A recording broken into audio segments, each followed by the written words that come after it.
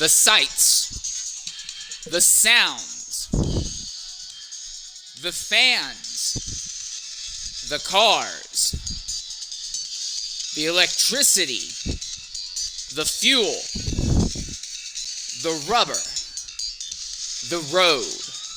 All of these things and more make up the Extreme Racing League's Developmental League, where aspiring drivers, old, young, new, fresh, and everywhere in between, come to prove their abilities and try and get a seat in the higher tiers for XRL. Today, the series takes its yearly trip to Catalunya in Spain. They'll be looking forward to an impressive run at a very, very difficult, tight circuit that's been on the schedule since the 90s. Hello everybody, I'm InsaneLayer13 here, and I'm pleased to welcome you to XRL Dev. I hope you guys don't mind my voice too much because you're going to be hearing me a lot today. Real quickly, I'm going to go ahead and bring in the other co-broadcaster for today's event. But anyways, Catalunya has been a circuit that's been on the Formula 1 calendar for a long period of time, and early on was host of a lot of very, very intense and electric racing and finishes here. But as the circuit has gone through some slight changes throughout the years, and the cars have gotten larger and larger, it's become more of a high-speed bull ring more than anything else. Here today with me in the broadcast booth, I happen to have our co-broadcaster, LPR56. LPR, how are you doing today? I am doing very good, thank you. Looking forward to today's race. Unfortunately missed the last one last week, but hopefully this is going to be a good track. I mean, Spain is an interesting track in terms of how the racing goes, but as always, these races are really exciting, so I'm really looking forward to it. You and me both. Real quickly, we'll run down the grid of everyone who's representing the teams. In the Mercedes team, they're being represented by Wild Nissan GTR and Tassani 10. In the Scuderia Ferrari team, it's Zola and Higsby 97. The Red Bull team is being represented by XRL Asda, while the McLaren team is being represented by XRL Torpedo. The Renault team is being represented by XRL Fiend and Jacques CFCBHOY7. In the Scuderia AlphaTauri Honda team, it's Dave Ewart and Airmax 8841. In the Tracing Point team, it's XRL Dino. The Alfa Romeo team is represented by Level 6 Bestian and Fletch 20201390. In the Haas team, it's XRL Whippy and Skinny Fishbone. In the Williams team, it's Soak 6366 and Football Boss 127. Some slightly hard to pronounce names there, but yeah, 17 drivers, so a pretty decent grid today. And this means that unlike sometimes where we've had XRL's dev races where Q1 doesn't really matter, now Q1 actually matters because you might not be able to make it to the top 15 for today's event. This could get very interesting here because a lot of the drivers here are veterans, but some of the drivers here are people trying to prove their worth and prove that they're worthy of having a seat in X2, X3, or any of the other things that XRL, PRL, ARL do with this game. So we should be loading onto the circuit in a short period of time here. We're just a little bit past the hour of 10, at least 10 where I live, about 5 where you guys are in Britain right now.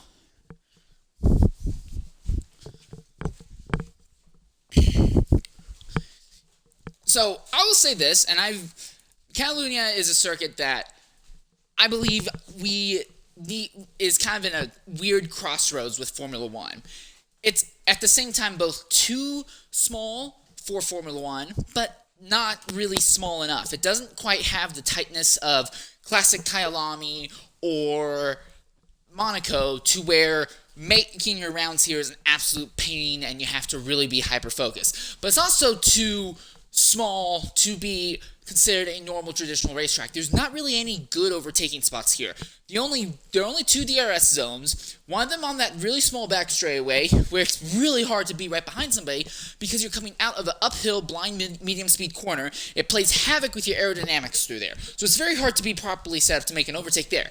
But then you have the straightaway, and the front straightaway is a little bit longer, and you go downhill into a braking zone. However, because you have to basically brake for a chicane before you even got into the main straightaway, and because of the way the cars are set up, it's very hard to go full throttle going through the last corner. So the cars aren't even quite up to their terminal velocity when they get to the end of the straightaway. Overtaking here is a very, very difficult thing. Gaining a good qualifying position is very, very big, but I just want to pass the question off to you, LPR. For this circuit, do you think there is anything that can or should be done to improve the circuit itself for Formula One? Yeah, I think it's a difficult one because I think personally, one of the main reasons it is quite a boring race is just because they obviously have the practice there for a pre-season. I mean, they didn't do it this year because of, I'm assuming, COVID stuff, but usually they have practice there, so you have a lot of data for the track. And as you said, it's just not really the best racing track. It's very, smooth and easy, and there's, yeah, like you said, the overtaking points, there's not many of them, so there can be some good racing, but yeah, I personally think it isn't the best. But hopefully the improvements that they are making in real life are going to be making it a little better as well.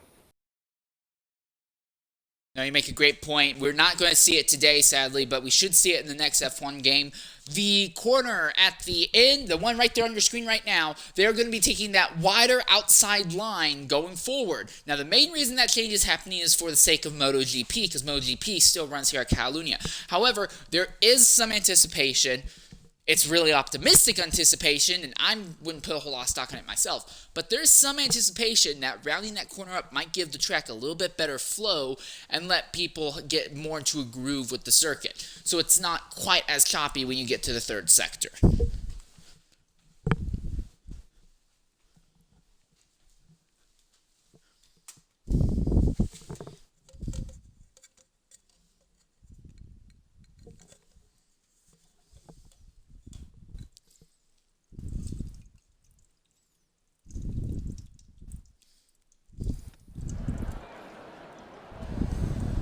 Alright, and here we are. We are loading onto the racetrack proper now.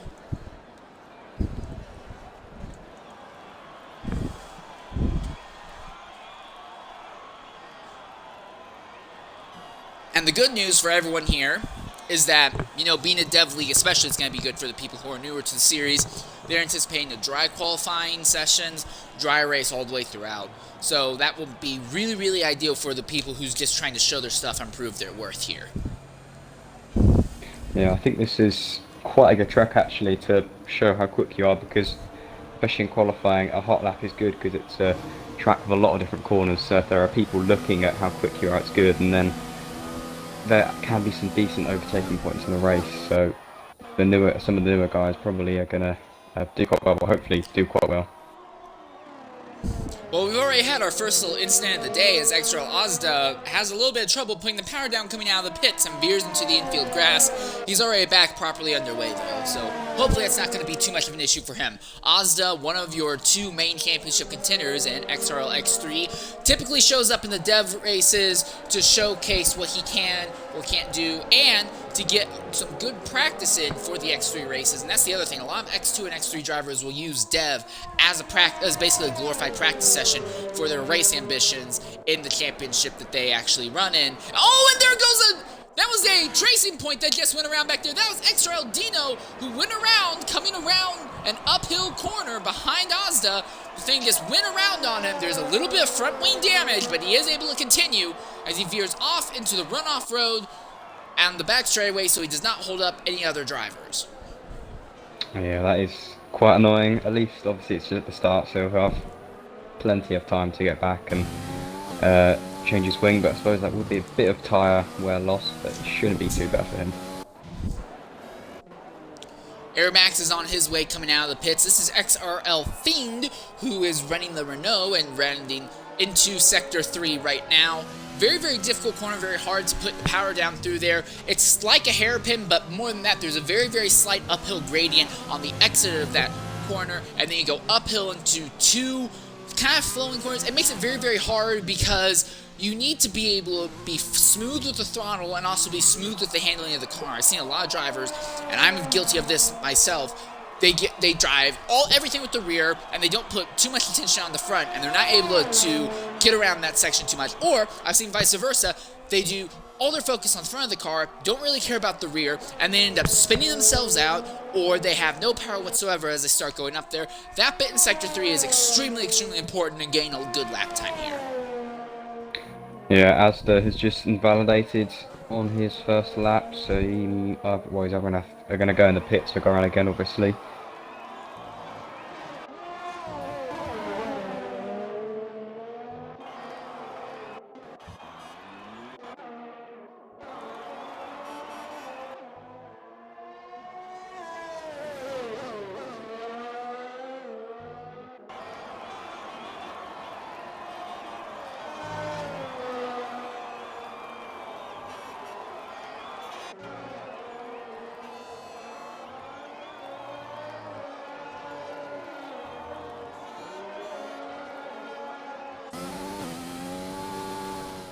Oh, two Mercedes. Oh no, Soak in the Williams has got the fastest lap time so far with a 1:15.7.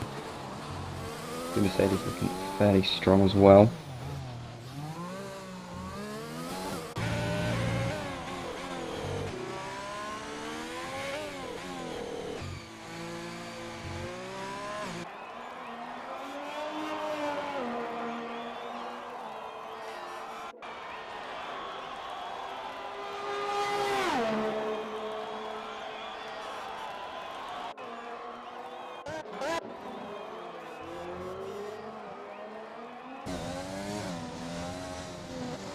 Ooh, that's a Renault. XRL Fiend has just completely spun it. He's already set his lap time, but well, he's definitely going to have to go in the pits now. That's some wing damage.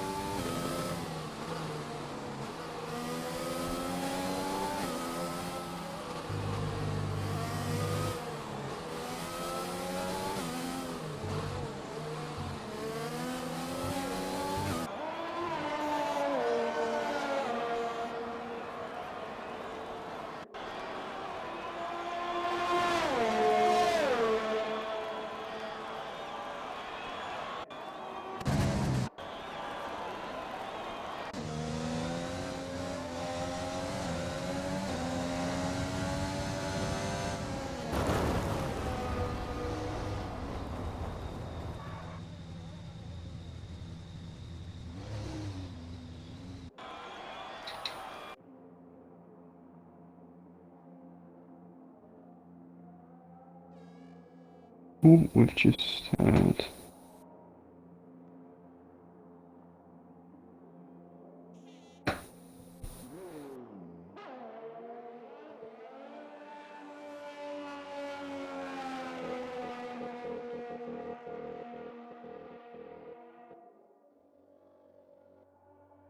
I don't know if you're not just talking, Zane, but I can't hear you if you are, so... Oh, you know. I was muted. I'm sorry. Ah. Well, we saw their Supercrafter spun out going uphill through turn 4, and it looked like it was to avoid Skinny Fishbone, as Fishbone had come to a complete stop there. Not really sure what happened to the driver or the car, but it came to a complete stop in the middle of the racing line.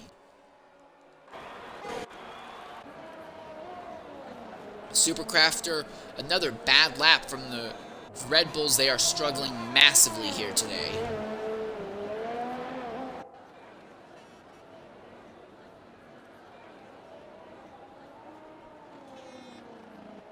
Well, 10 drivers have set lap times thus far, and everyone else has not yet set a lap time.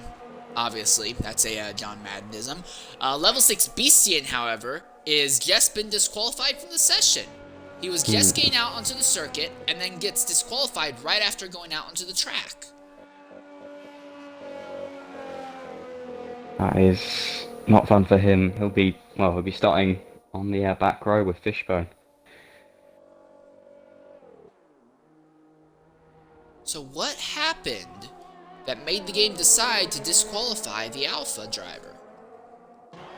Yeah, that is... Well, it's probably just very unlucky on his behalf, so... Obviously nothing you can do, but... Sometimes the game isn't the kindest. We've seen time and time again drivers get disqualified for things that even in reality would be considered absurd, to say the least, so...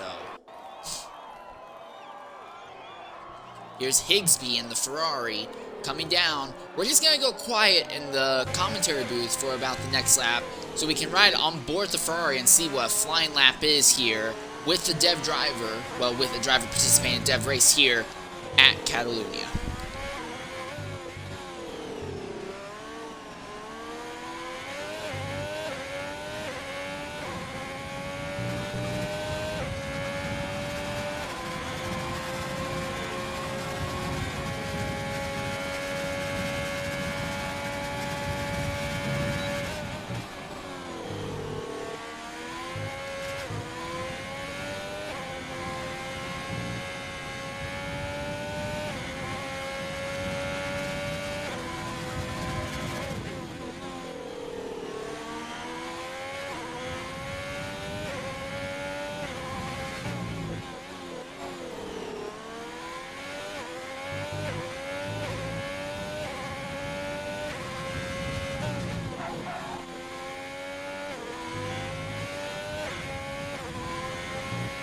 He's validated that lap. He might still be carrying it on, but he won't be setting an actual time.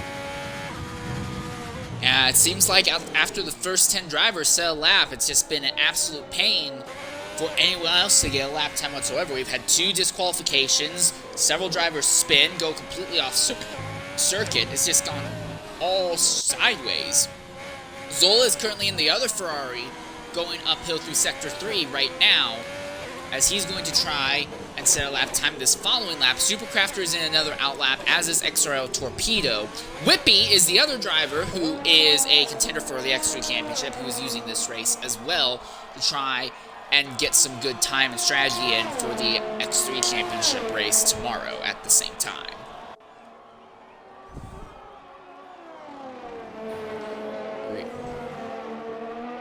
Fiend retires from the session with his 116.318, although he's still roughly, well, actually more than half a lap behind Soak in times. He feels no rush to set a faster time right now.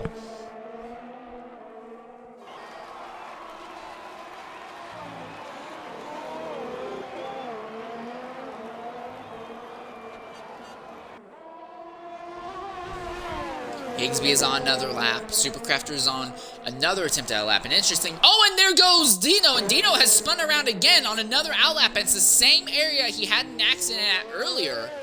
This time, though, he gets away with no damage. So as long as the tires are fine, he should be able to get going without too much of an issue. He's going to be held up by the Red Bull going through Sector 3 here. Yeah, he's definitely have to back off a lot there. That's really unlucky. He did not back off whatsoever in those last few corners. I think he nearly jacked up the rear tires of that Red Bull several times.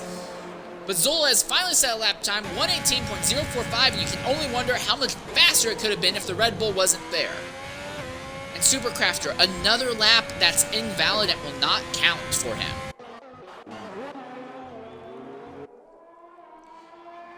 Torpedo in the McLaren is going through Sector 1, rounding Turn 4 right now. Turn 3. I don't know, in NASCAR at least, a long sweeping corner like that would be broken into 2 different corners, but I guess in European standards it might all be considered one corner. It's kind of hard to tell. But Torpedo is now onto Sector 2, the more technical and suspension-focused section of the circuit. You need to have a good acceleration, good control at the throttle, and a good suspension to get a good time throughout the entirety of this here.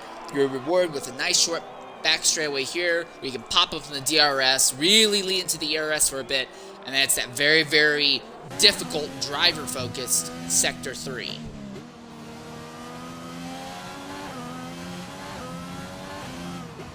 Ozza is finally beginning another outlap, as is Football Boss. Again, only the top 15 will advance into Q2, and right now, with less than 5 minutes in the session, there have only been 12 drivers who have set lap times, although Torpedo will be the 13th. He goes up to 8th on the timesheet with a 117.215. Supercrafter has invalidated. He spun! Supercrafter has spun at the top of Sector 3. Ah, that's so annoying. I'm going to be very honest, I don't feel much confidence for either of the Red Bull drivers being able to make it into the race proper. And that's bad enough for Supercrafter, but for Ozda, that's going to be a lot of very, very important track time that he needs, which will be lost. Yeah, 4 minutes, probably really enough time for one lap, so he obviously has a chance, but Supercrafter, he's 2 laps old already on those softs, and it just spun, so they're going to be pretty much dead. Whippy has not come out onto the racetrack yet. We only have 13 of the minimum 15 drivers who have set times that will advance them into the next session. So we may not even see a full 15 drivers get into... Oh! And also it's a humongous accident! The car nearly flips over there on the back straightaway. The car spun a little bit coming onto the back stretch, nailed it right into the inside wall. The car got about 30 degrees up in the air, rode the barriers, and now comes to a rest. Ozda is knocked out of the session in a massive crash on the back straightaway. That was absolutely insane. He's going to be so annoyed over that one. Sonny retires from the session, Zola retires from the session, and now if just Supercrafter and Whippy can set lap times, any lap times, they could be 3-minute lap times pretty much, but as long as they set valid lap times, they will be in a decent position. Whippy is now on the way, coming out onto the racetrack right now. Here in the broadcast booth with us, we have Ozda. Ozda, go ahead and include your audio. What happened there that led to that massive accident on the back straightaway? I basically didn't really have I had like the confidence going into the corner, but I got the turning a bit wrong, and then that led to me going a bit wide, and then the back end just came out, and obviously I, smacked the wall. So, yeah, not the greatest way to, qualify, but yeah. Do you think you have any chance to come up from the back of the field in the race? I do think so, yeah. In PRL, despite, having so much trouble, I did have quite a bit of pace. So, I'm just going to focus on, getting my head right for the race. Obviously, we've still got quite a lot of qualifying to go. And just basically pick out who I'm going to be focusing on in the race. But yeah, I think it's going to be a tough race for me today. But yeah, hopefully I can fight back and hopefully get a few points for Red Bull. Alright, well that's the word from XRL Ozda. A very, very rough time here at Catalunya, and I got to talk to him a little bit before the race went underway. He said that he wasn't feeling very good about this track in general, and it really shows now. Well, he has at least helped his teammate get through. He'll pretty much, well, he's confirmed now, getting into Q2. Yeah, right now, we know the 14 drivers who will advance. The question is, will Whippy be able to set a valid lap time before the session is up?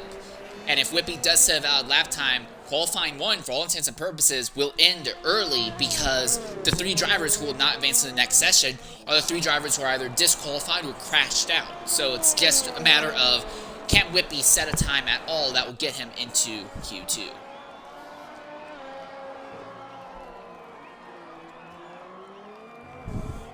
While Nissan GTR is in the middle of a flying lap, as is Football Boss and Supercrafter, although Supercrafter is on a cooldown lap and coming into the pits right now. Basically, everyone from 8th on up has retired from the session, and everyone from 11th on up is sitting in the pits or has retired, so there's really no need, no pressure to go for another round. Here comes Whippy at the line. He will set a time of 1:16.949. That will put him very solidly in the midfield, and we now know our 15 drivers who will advance into the next round of qualifying. Well, at least we can now move on to Q2 where we can actually see the drivers putting in a lot faster lap times. And as always, we'll probably have a few go on the mediums because that quite often is the best strategy for the race. While Nissan is still in the middle of a flyer lap, as is Football Boss. Football Boss is down on time, while Wild Nissan is in about the same time zone that he was on his prior lap. But Nissan seems to be lagging all over the circuit for me. Hill's car will be in one place and then will suddenly be another, and his lap has just been invalidated.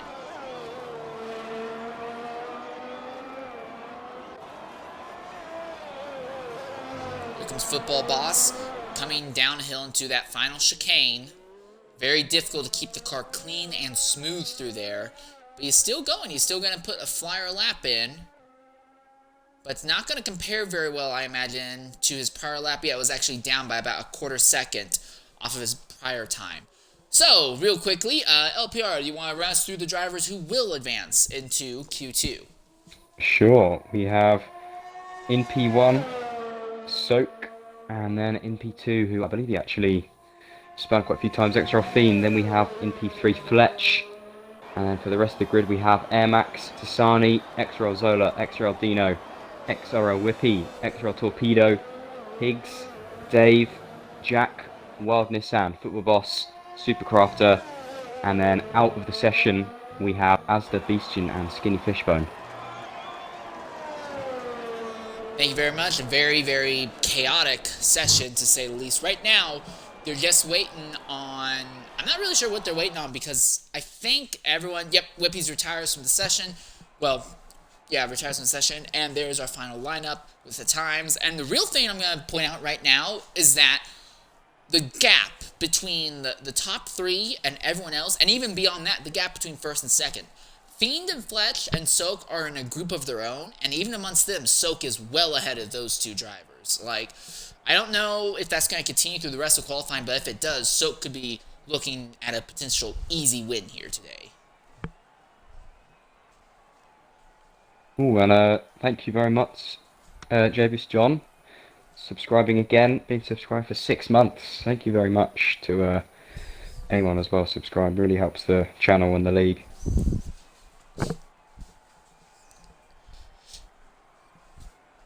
I do want to say thank you also, Javis John. Also, thank you, LPR, for catching that. I do all my streaming right off of Xbox, and I don't have it brought up on my computer whatsoever, so I don't get to see all the technicals and stuff that are going on with Twitch. Henceforth, that's why I normally make the broadcast, at least on my end, mirror a actual over-the-air broadcast more than a traditional Twitch broadcast.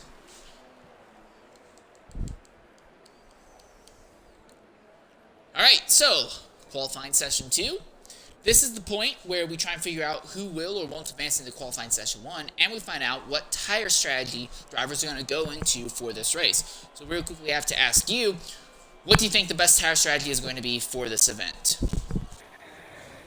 I mean, it's all dry, so obviously that's not going to affect anything. It's probably going to be a fairly basic medium soft or soft medium, depending on obviously what you qualify on. But I don't think, unless there is a lot of safety cars which really rumbles it up, it's not going to be a massive race in terms of choosing the right strategy. So, just pulling some more for myself. So I just have to ask then, is there any reason why you might want to run hards in today's event? I reckon it could be possible if there was a early safety car going on the hards to the end, because obviously they last the longest, so that probably, at least from what I can think, would be the only reason why you would, unless maybe you do a soft hard, but they might not feel the best around this track, so I think unless there's a safety car, hards won't be the most popular tyre. The Red Bull struggles continue. Supercrafter has a spin there in Sector 1 coming out of Turn 2. Be careful coming onto the track because there's an Alpha coming.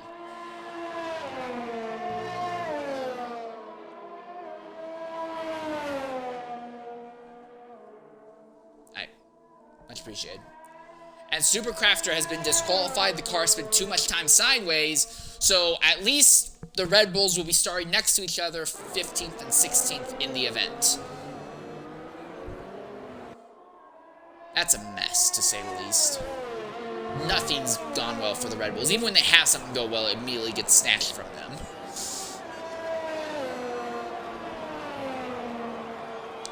Ooh, Dino very nearly turns the car coming onto the back straightaway. Him, and you can see the Alpha behind. They're both trying to warm up their tires right now in preparation for a nice flyer lap here.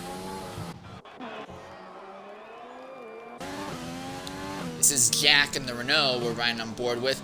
And we weren't able to do it in Q1. We'll go ahead and try and do it for Q2. We're just going to go silent and ride on board with Yak for a lap to see what a full flying lap is like here at Catalunya.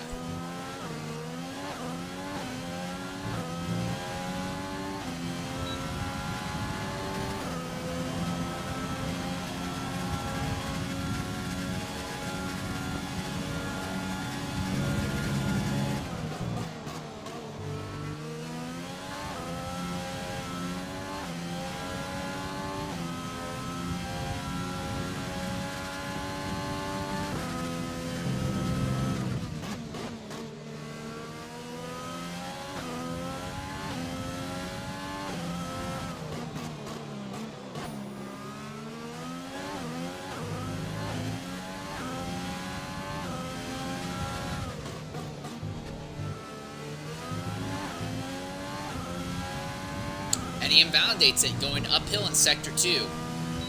The good news is, though, that it came relatively early in the lap. He can go ahead, come in, get new tires, refuel the car, and try again.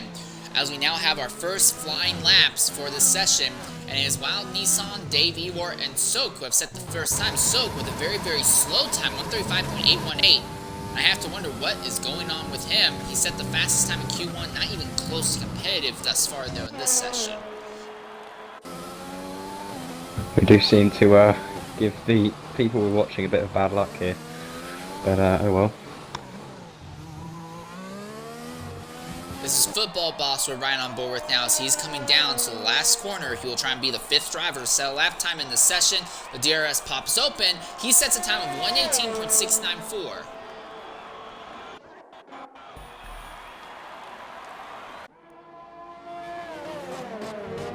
Jack is on another flyer lap, had a purple Sector 1. There's also Air Max, who is also in the middle of a flyer lap. He is going through Sector 2 right now in the AlphaTauri. Coming uphill, fast, near full throttle, or full throttle depending on how you have the car set up. Uphill corner. Purple Sector 2 for Air Max. He'll try and be a 6th driver to set a lap time in this session.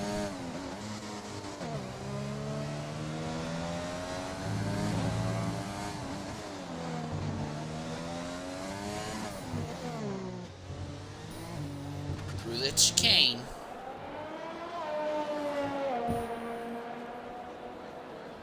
DRS pops open. Didn't have a great exit out of that final corner, but it doesn't matter because Aeromax goes right to the top.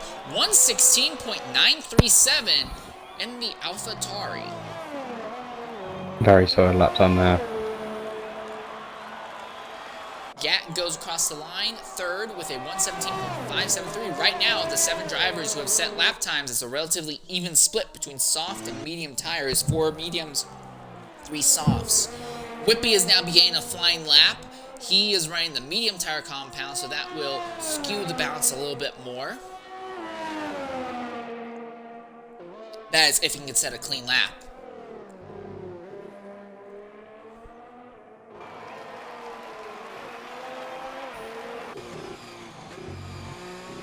Oh, and there's I believe it's an Alpha. Yeah, that's an Alpha. That's Air Max. Air Max has come to a complete stop there on the track. All right, he's back underway now. It looks like he was trying to let other drivers go, but he parked not directly in the racing line, but on the racing surface itself. It's not a very good move on his part. Purple Sector 2 for Whippy. As you see, Dino runs nice and wide, so he doesn't end up being an issue for Whippy's lap here. Now Whippy comes to the highest point on the racetrack, Sector 3, and then starts running downhill, very difficult. The entire weight of the car is basically thrust onto the front suspension through that chicane. Then you get through that final corner, very difficult to put the car in the right position, put the throttle down properly. Whippy showing himself to be very capable in that hostile 1:17.248 at the line.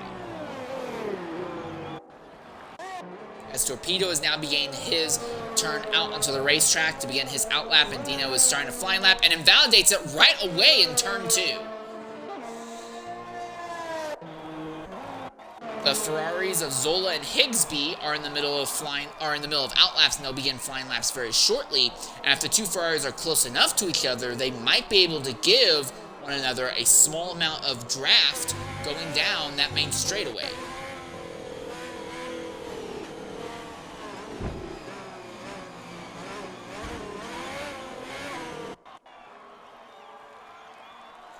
There is Fiend coming out along with the Williams. I believe that is the Williams of Soak. Soak's going to go for another shot. Again, Soak set the fastest lap in Q1, but he has by far the slowest lap thus far in Q2.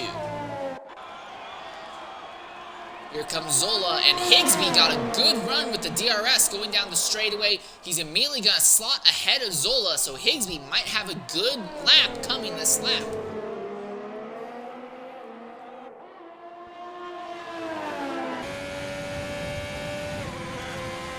Zola, you can see the other Ferrari of Higsby up there as he's trying to open up a gap on his teammate. Now they go uphill through turn 4. They crest the top of sector 2, and now it's downhill for a good while. Everything's very technical. Higsby had a good run on the straightaway, but it seems like Zola is a little bit better put together going through sector 2. Higsby having a little bit of trouble keeping the car properly on the racetrack.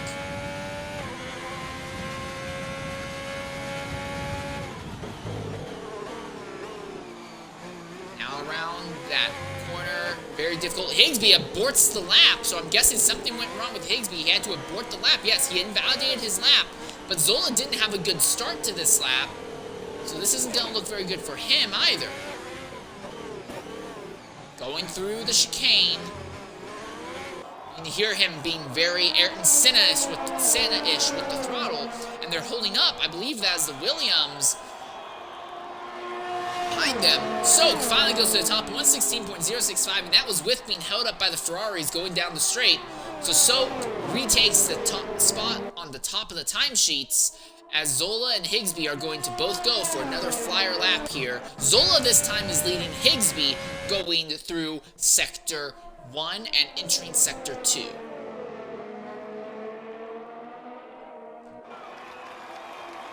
Torpedo has set a lap time in the McLaren of 118.356, so 10 drivers have now set a lap time, and it's up to, Zola did set a time of 122.588, which, it's a time, but it's not a very fast time, and I imagine we'll see other drivers better that shortly. So Zola needs to put a better lap time down, Higsby needs to put a lap time down, period. Dino is in the pits right now. Every time he's tried to set a lap, it's been invalidated, and then Fiend and Tassani are both in the middle of invalid laps. They had an invalid lap, something like that.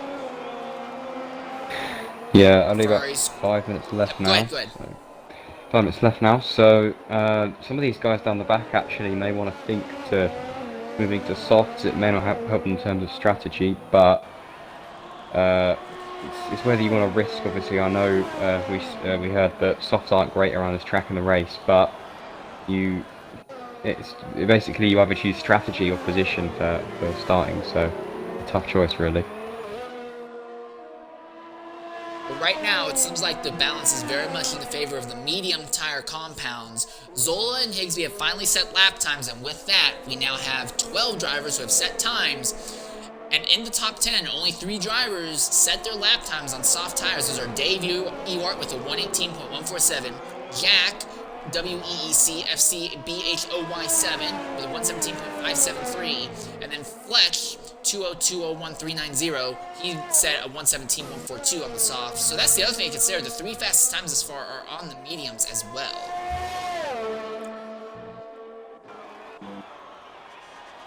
Sani comes into the pits. 3 minutes and 43 seconds left in the session, so will have enough time, I think, for one more shot. Dino is in the middle of an outlap right now.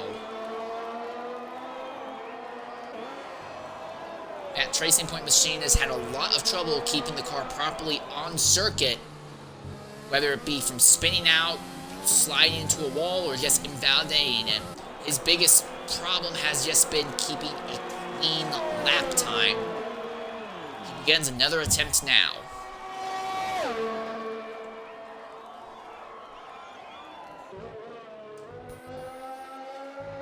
Fletch in the pits is apparently swapping over to medium tire compounds, and he might try to go out on another set of tires. A slower set of tires, which would be very interesting, but I wonder if he felt like his soft lap was hampered by something else and he can go just as fast with the mediums. It'd be very interesting.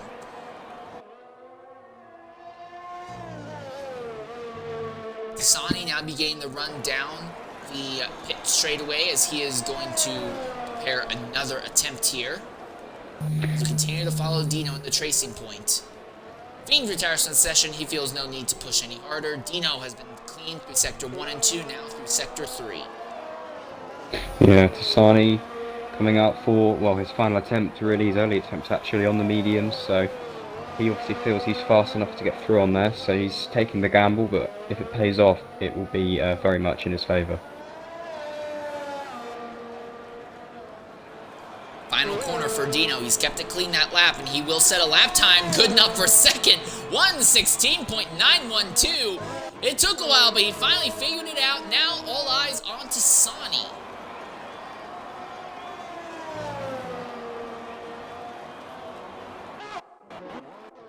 Oh, and Jack has had a spin out there, exiting Sector 2. He's gotten back on the circuit proper now. And there's a Ferrari. That's the Ferrari of Zola, who's also had an incident coming out and began his out lap.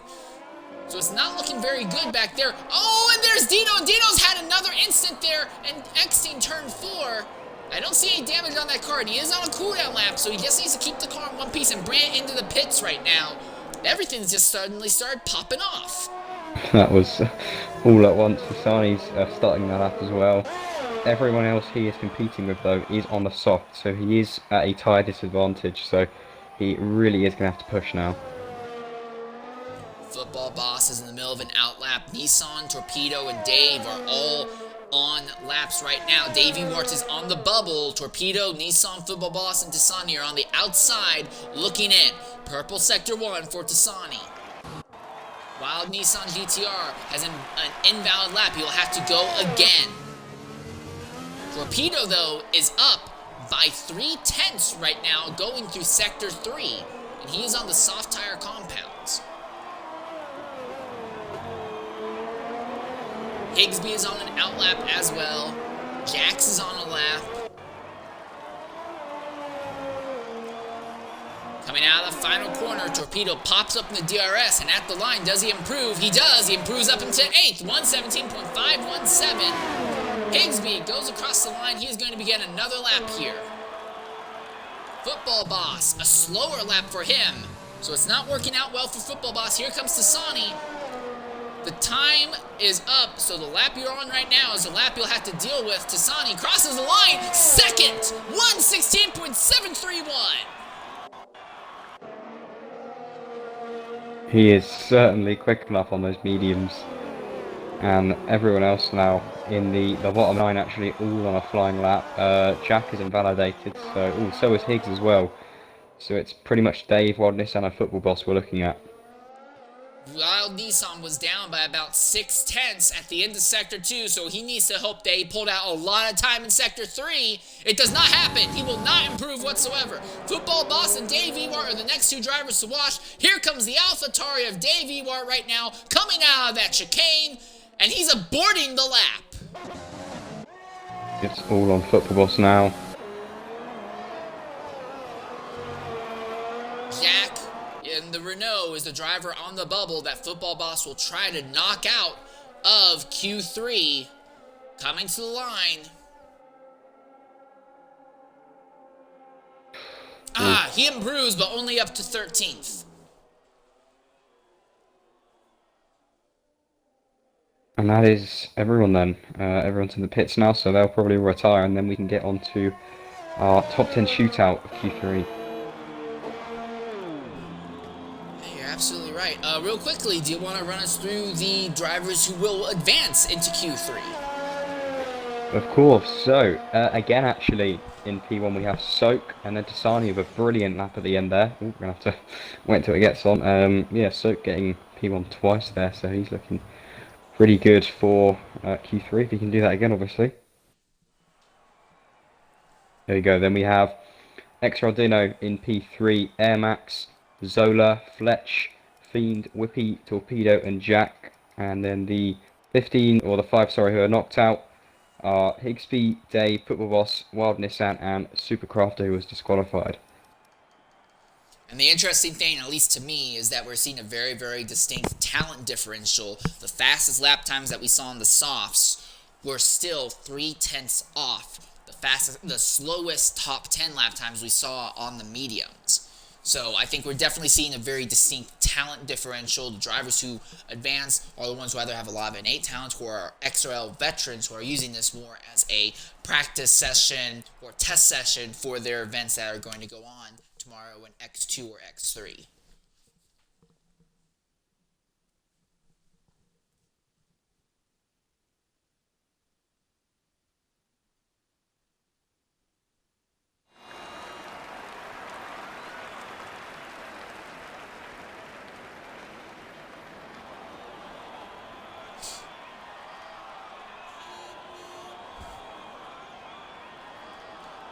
Alright, so 12-minute final session. This is the top 10 shootout. Doesn't matter about anything except being as high as you can to start the race. Obviously, I think everyone without doubt is going to be putting money on Soak 63-66 to take home the top spot for the event. However, outside of that though, I think it's very much up in the air. We saw a lot of jockeying for position, for sure.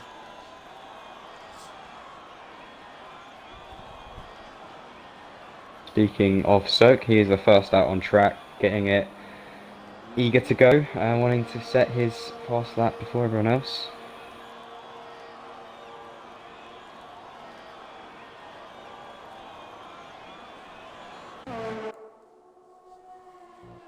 As Whippy and Fiend, who are in the middle of an outlap as well, going through Sector 2.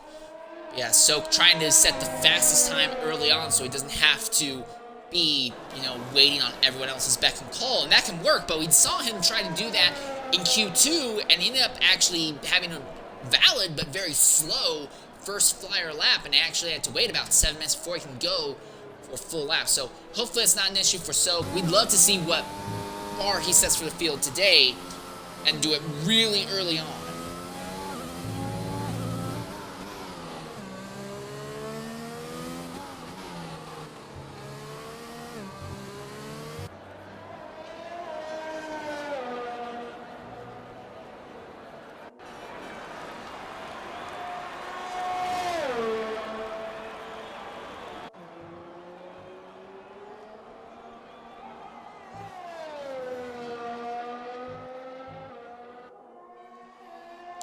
Now we see that Williams in the middle of a flyer lap, and right now Zola and Torpedo are the only drivers still on pit road, not in the middle of a flying lap or setting up for one.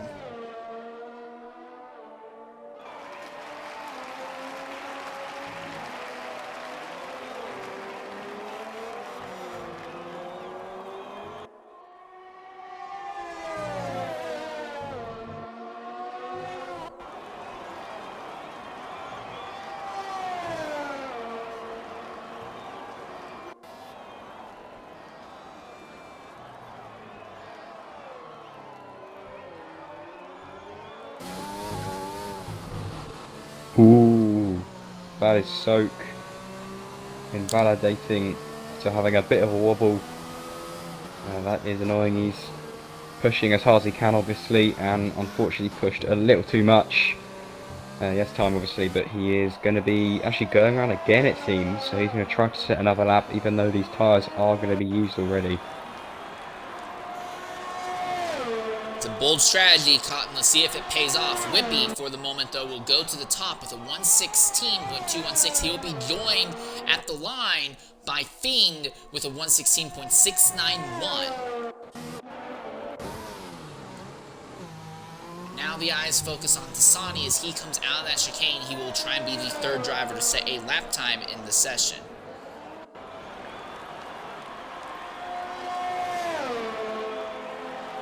116.266. Fletch, 116.2 flat.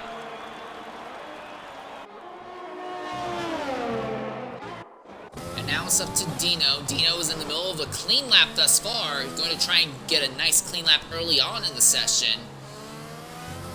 One last corner to go now. Ooh, a little bit iffy though coming out. And Tasani has come to a stop there to let one of the Alphas through. And Dino invalidated in the last corner in a flying lap. And that means that not only was that lap invalid, the lap he's on now will be invalid also.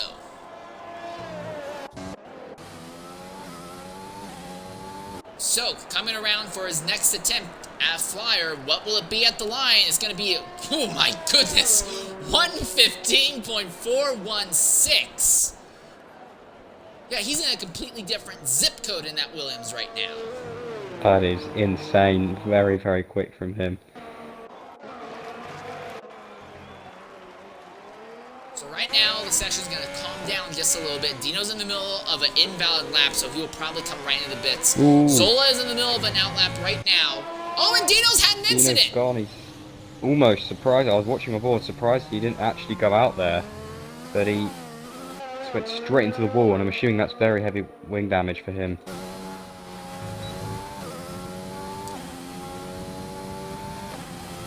The good news is there's still about 6.5 minutes left in the session, so Dino should have time to get in there. Assuming there's no significant damage to the front suspension of the car, they should be able to swap the wing, put a new set of tires on, and be able to get going without too much. I can't see how much. Oh, it's not the worst damage ever, but it does look like a shark decided to go and rip off part of that left front wing there. Zola is in the middle of a flying lap right now. He will try and be the 8th driver to set a lap in this session. Airmax is in the middle of a lap as well right now, though, but I believe that Airmax is on... Yeah, Airmax is on a cooldown lap, though. So Zola is the only one on a true flyer. Purple in Sector 1, purple in Sector 2 for Zola.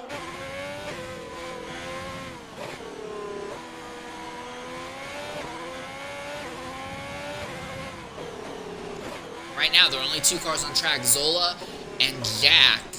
Jack, who's currently running through Sector 2, just about to start Sector 3 now. Zola coming out of the final corner. The DRS pops open at the line. He will set a lap time of 1:16.124. And Jack has spun around. Jack has had an incident in Sector 3. His lap is going to be invalid from that.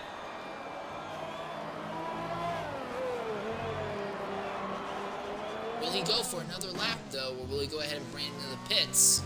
You have to wonder if those tires are still good. He's not risking it. He's bringing it into the pits. So now Zola is on a cooldown lap, and no one else is on track right now. This is the quiet moment in Q3. Everyone has set their lap, and now we simply just have to wait for that first person to get out, because this is now a chance for everyone to set their final fastest lap. Usually, at least in my experience, the fastest lap is the final lap set, so we really want to be watching out, especially watching out with Soak, because he is probably going to be going very, very quickly. Tasani is going to be the first driver to come out and make another attempt at a flying lap. Right now, Tasani's best time is a 1:16.266. That would be good enough for 5th as it stands right now. I'm not seeing any other movement in the pit lane thus far as Zola brings his Ferrari into the pits.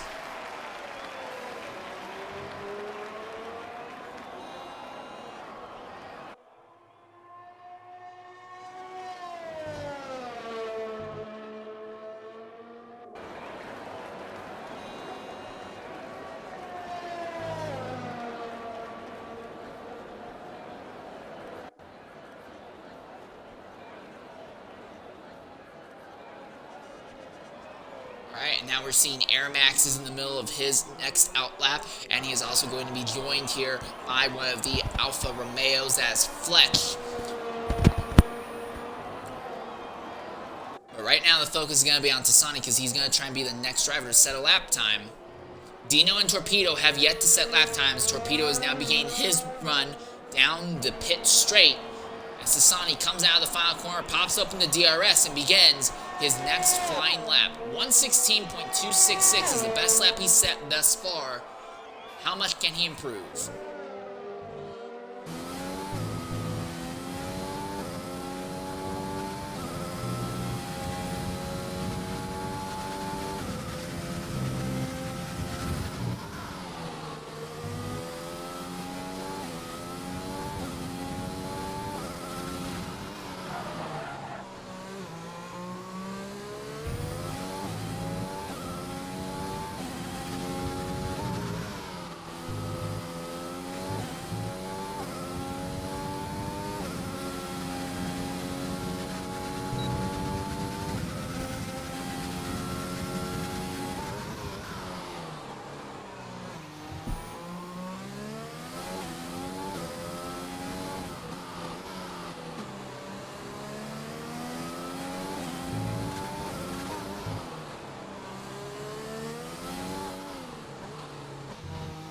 Tassani coming round the final few corners now.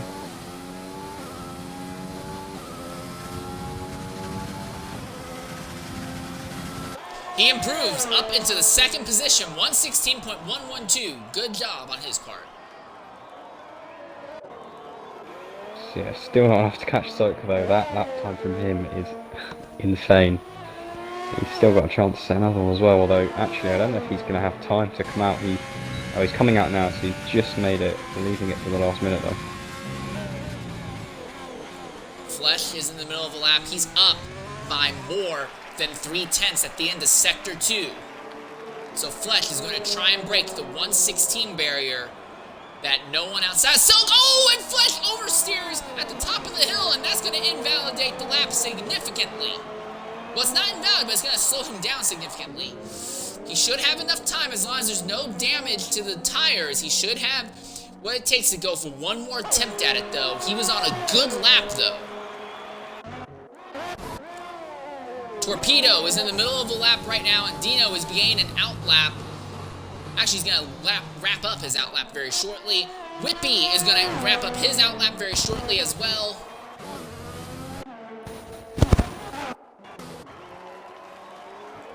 Soak comes almost to a dead stop there on that short back straightaway. He is not in a rush whatsoever to get to the line, apparently.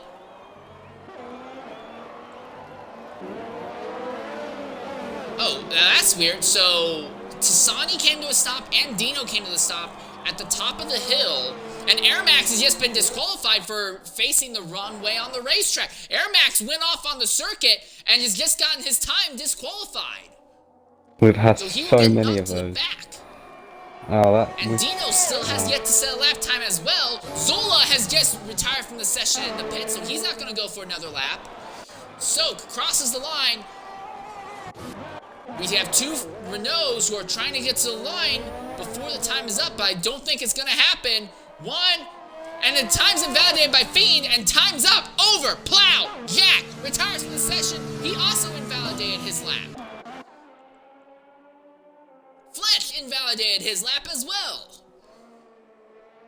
Whippy is up by not quite 2/10 at the end of Sector 2. Will he be able to improve coming to the line?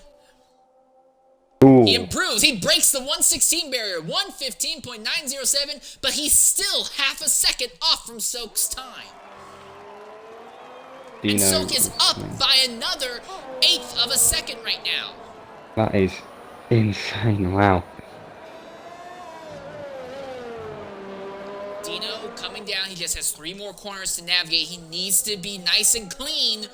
He's guaranteed at least a 9th place position, but maybe better could be in the cards for him. He's clean. What will his time be? It took forever. Dino goes to 3rd, 116.079. Soak at the line, 114.896. He broke the 115 barrier while everyone else was struggling just to break the 116 barrier.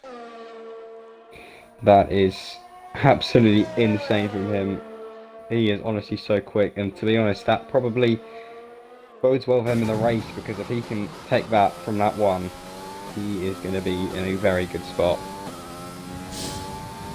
As long as he gets a good run into the first corner and can get away from the drivers who will be alongside of him, he should be good. Anyway, real quickly, I want to run us through the top 10 for today's race. Of course, we have Soak, top of every single session so far. Brilliant time in P1. P2 we have Whippy, then we have Dino, then Tassani, then Zola, then Fletch, then Fiend, then Jack and Torpedo, and then with an unfortunate disqualification we have Air Max rounding off in P10.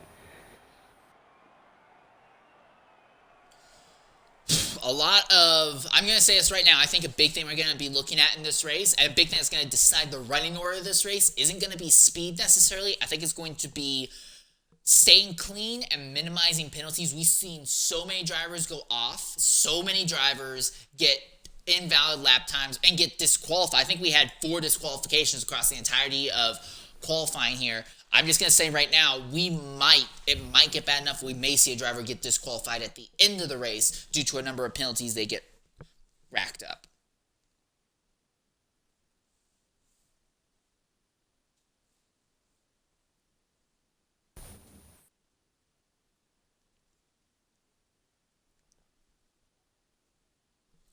All right, so real quickly, I'm just going to go ahead, pull up the current points when it comes to the developmental league standings, so we can see where everything stands.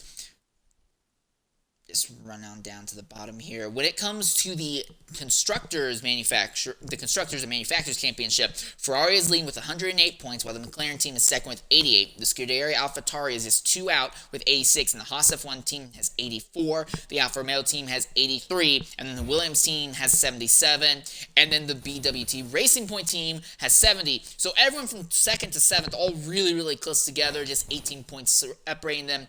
Then 8th is the Red Bull team. They have 61 points. The Mercedes team has 49 points, and the Renault team has 39 points. Now we look at the driver standings real quickly. 16th, 15th, 14th, and 13th all have 0 points. That is Sid Ozzy, Plastic Love, Root Beer Keen, and Rebel Haza FC.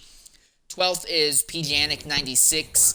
11th is El Yoyix in the McLaren. 10th is Major HD in the Mercedes. He is not here today. Level 6B Stian is tied with Schecker for 8th in the points with 11th each.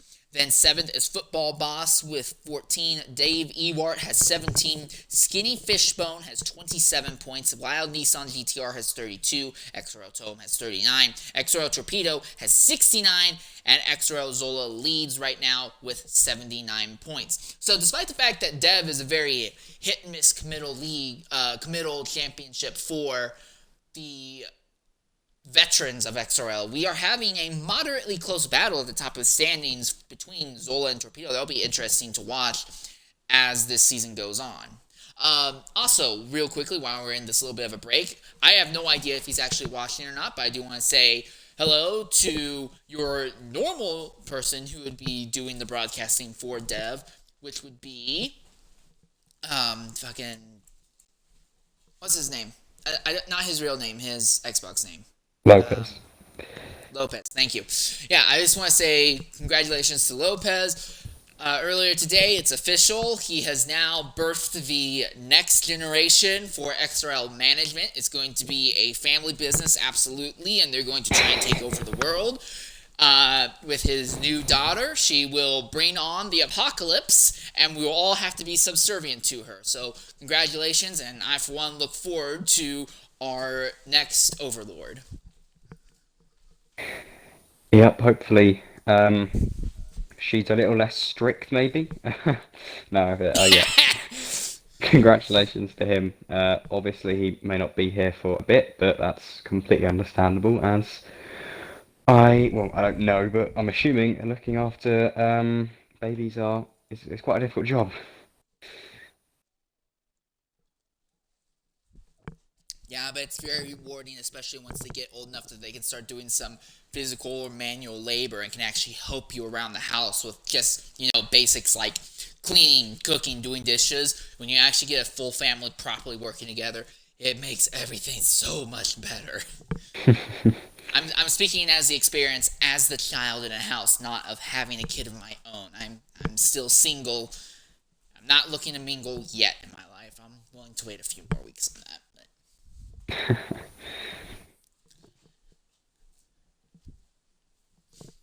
Alright, preparing to load onto the racetrack proper. A little bit of cloud cover has descended on Catalunya. That means that the track temperature is going to be a little bit cooler. Might be a little bit harder to get the tires up into the proper operating window once we start the race and once we get this event going underway proper. Also, real quickly, LPR. And I asked this of everyone who I end up sharing a broadcast with. Would you be willing to pay attention to the rear of the grid while I pay attention to the front of the grid at the race start? And if you see something happen, go ahead and break in and interrupt me. Of course, I'll do that. Alright. Sweet. As everyone is beginning to check up, and we should be going underway very shortly here.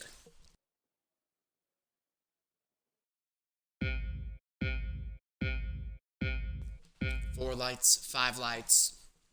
And it's lights out, and away we go here at Catalunya, and right off the bat, it's going to be Whippy who's actually going to beat Soak to the line, potentially, going down into turn number 1. They're neck and neck as Dino and Zola are side by side. Now around the outside goes Soak. Soak, good run through turn 1, but he's not going to get a good run through turn 2. Excuse me, I'm sorry about that. section, and there's a yellow flag, a virtual safety car, as Dave Ewart and Fletch have had incidents there in the back of the field, while Nissan, Skinny Fishbone, Football Boss, a bunch of incidents in the back of the field. And for Soak, he's going to fall all the way to second at the start. That was pretty bad down the back. It wasn't too. No one actually went fully off. There was just a lot of wing damage. A lot of people not braking enough into turn 1 and either going green now. But yeah, a lot of wing damage down the back.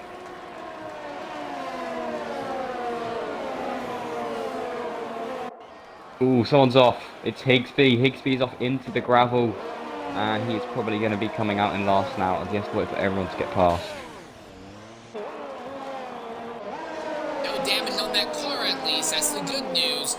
But at the front, Whippy leads Soak, but Whippy somehow got a time penalty in the first 3 corners alone. Soak still has no time penalties against him. So Whippy immediately needs to start outrunning that time penalty as fast as he can.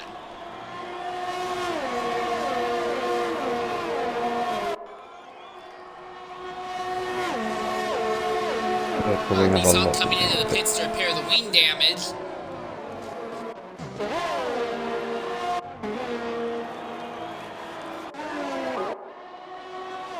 Soak actually seems to drop off just a little bit from Whippy.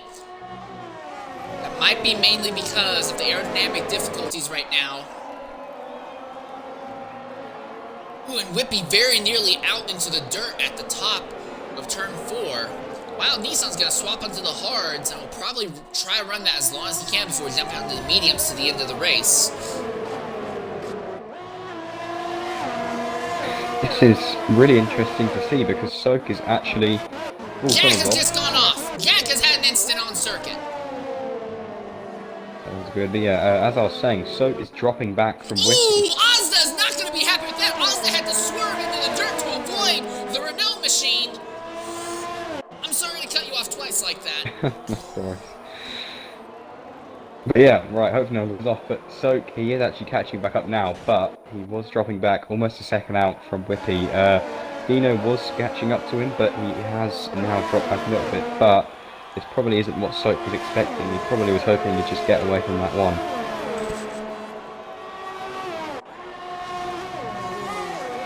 Whippy has been very strong on starts and restarts in the X3 races, so I guess Soak really had his work cut out for him. So now the interesting thing is going to be, we know Soak is fast when he's on a clean track, but now he's going to have to deal with the turbulent air off the back of that Haas. And we already talked before qualifying even started, how difficult it is to get an overtake done. But one advantage that Soak has that Whippy does not have is that Soak is still clean. Whippy already has a time penalty levied against him.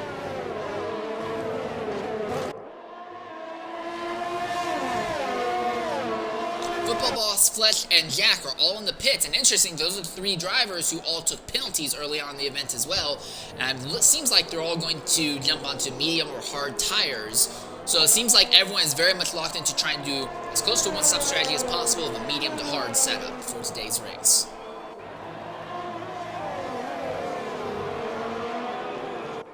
Ooh, and Jack! And something has happened to Jack. The car has just crashed, I guess, in Sector 1, and we are under a virtual safety car. That was very weird. I didn't even get to see what happened. There was no one directly around him as far as I could tell. Yeah, he's obviously just gone off on his own, but he is our first out of this race. Obviously, like you said, the virtual safety car coming out. No real safety car yet, touch wood. So the flow has actually been pretty good, but you can see him there on board with Soak. Yeah, he's off at this. So that's really a really weird spot to go off there. All right, well, coming into the party right now is Jack. Jack, go ahead, include your audio. Please tell us what happened there that took you out of the race.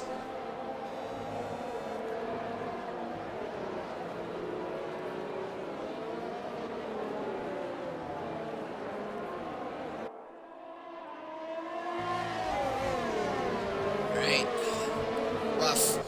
Sorry to see that happen. Will we be able to see you again next week, though? Alright, well, we'll be looking forward to that. Again, sorry to see you get knocked out so early in the session here.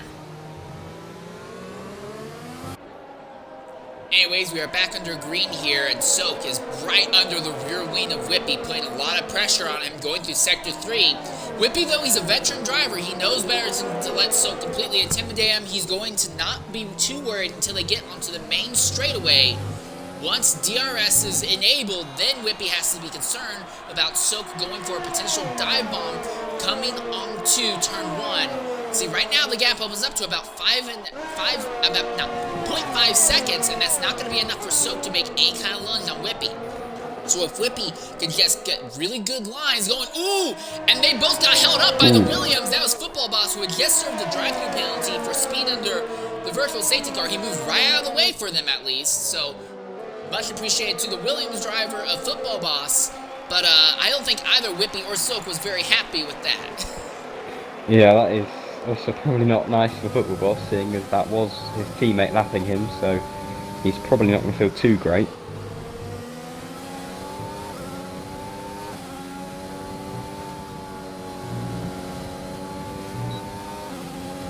Soak pops up the DRS on that short back straightaway. He's going to use that to close in to less than 4/10 out from Whippy, but now all the way through here, especially at the top of the hill, you got a little bit of aerodynamic wake that you have to contend with, and Soak will likely drop off the back of Whippy just a little bit. Soak needs to absolutely nail these last 3 quarters so he can be right underneath Whippy when the DRS pops open and can make a lunge at the end of the straight. And once again, it's not going to happen.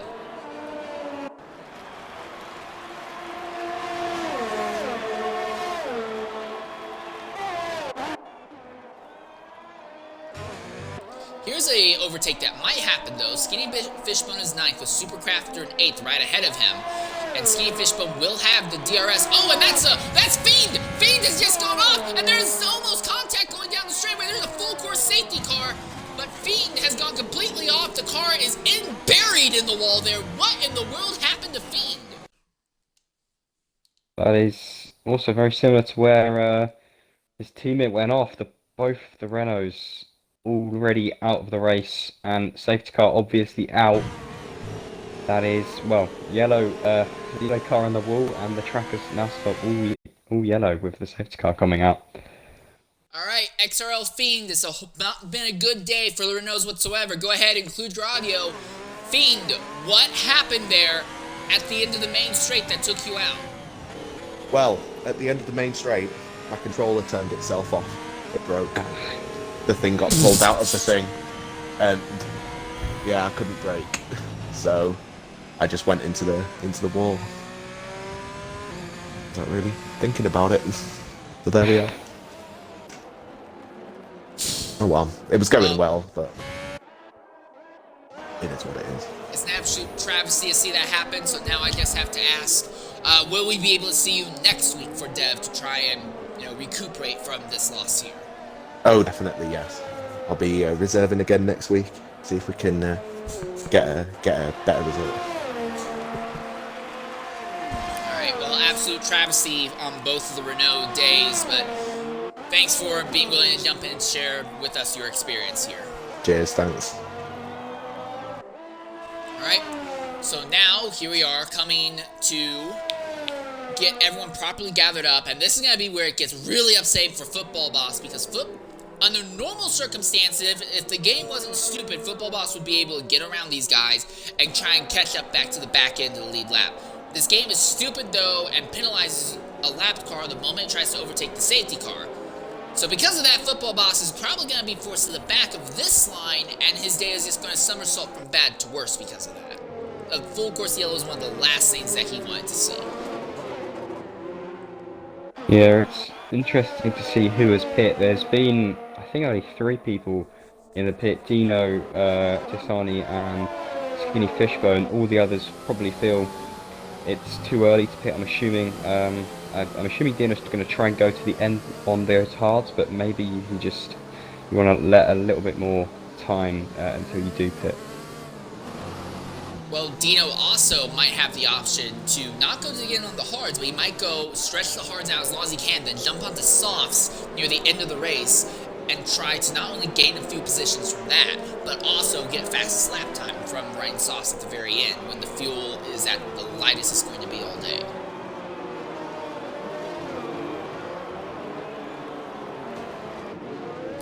Also, we weren't paying attention, but while they absolutely struggled tremendously throughout qualifying, both of the Red Bulls are now up into the 6th and 7th positions. So that's going to bode very well for them if they were able to gain all that track position in just 7 laps here. And not all 7 of those laps are even under racing conditions. So.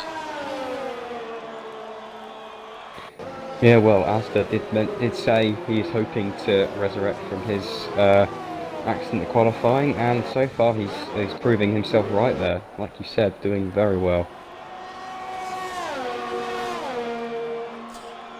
Almost the entire field is gathered up. Wild Nissan, Dave Ewart, and Fletch are the only drivers left to properly catch the back of the field, and we should see them do so very shortly. So I imagine we should be able to go green coming on to lap 9.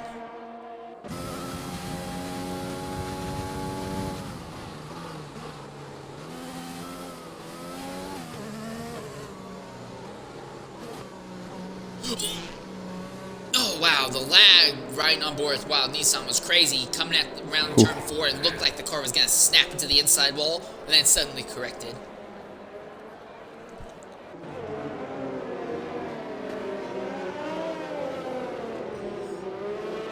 I saw it, that was pretty scary. Anyways, Dave Ewart has also caught the back of the field, and Flex has just caught the back. So there's the word from race control. Safety car will be coming in this lap. Soak, this is his best chance to try. Oh! And Supercrafter and Dino have just apparently had a collision. And that's not going to bode well for either of them, because now both of them will have 5-second penalties levied against them. I don't know if that actually happened or not. The game really has a habit of penalizing people. Oh, okay, so yeah, we are getting word that that wasn't a game issue, that those two actually did make contact. And that's going to bode very, very poorly for both of them. Also, Whippy is bunching up. No, it's not even Whippy. It's actually Zola and Sokor bunching up the field. Whippy has actually opened up a small little gap on going into that final chicane. All right, here we are, coming in the green flag. Supercrafter just had another penalty with another collision with Dino, so that's another penalty, and the entire back of the field is all over the place right now. The two Red Bulls. Oh, and that's something wrong with Airmax. Airmax didn't get going there. Airmax very slow on the straightaway, and that caused a massive traffic jam. He's been disqualified from the session. And the entire field had to struggle to try and make something happen. Zola up in the 3rd position. And Ozza and Supercrafter, and there's a Red Bull off, and that's Ozza. Ozza has just gone off into the dirt there after, I believe that was contact with his Red Bull teammate. Oh, that is Level horrible. 6 Beastian's just gone off as well now. Ooh, and Wild Nissan, I think with his lag is causing some mayhem here. Him and Fletch are getting very close. I think he just hit into Fletch as well.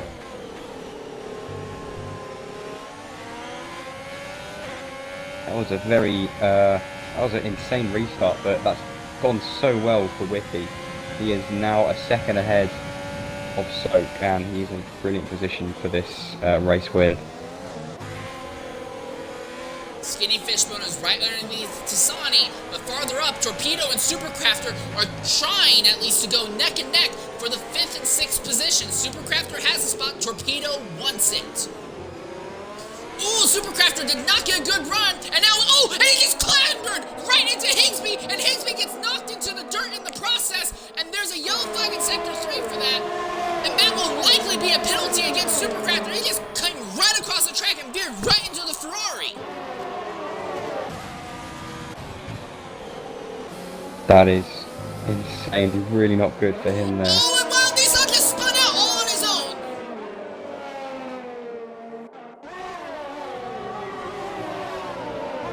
Now Fletch is making a move on Supercrafter. Supercrafter nearly ran him off the wall, and someone else just went off. That was a Williams that went off. That was Football Boss. Dino has just gotten by Zola. This is probably the most chaotic race at Catalunya I have ever seen. Skinny Fishbone gets a time penalty now. And have a look at the front two, they're getting very close. Soka's caught up really well here, and he probably won't have DRS just yet because of the safety car, but soon, once he's in DRS range, he may be able to make a move here on Whippy. He needs to be within about this gap. He loses it. Soak is having a little bit of trouble putting the power down, coming out of that very last corner in the chicane. If he can nail that, he would absolutely have the ability to do a DRS-ERS combo and send a dive bomb on Whippy at the end of the straight. But he's having trouble putting the power down through there. Supercrafter's coming into the pits now.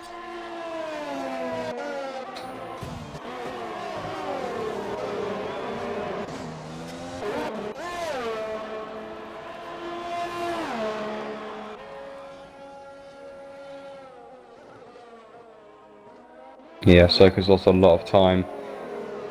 He may be able to catch back up on the straight because he's just still within DRS, but he really didn't want to lose time on the end of that final corner because he has really lost his momentum. Oh, Footboss in the pit lane actually. Time from the session. He was stuck a lap down in 15th, so he really wasn't having the best of races.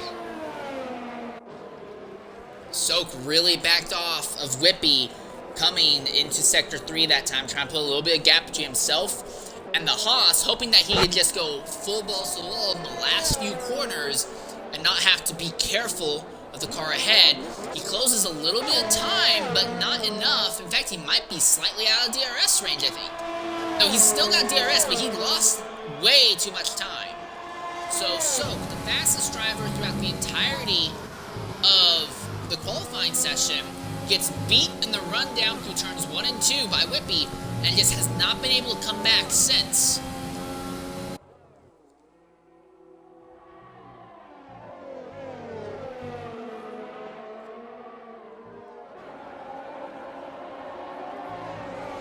Soak is so smooth with that Williams though throughout Sector 1.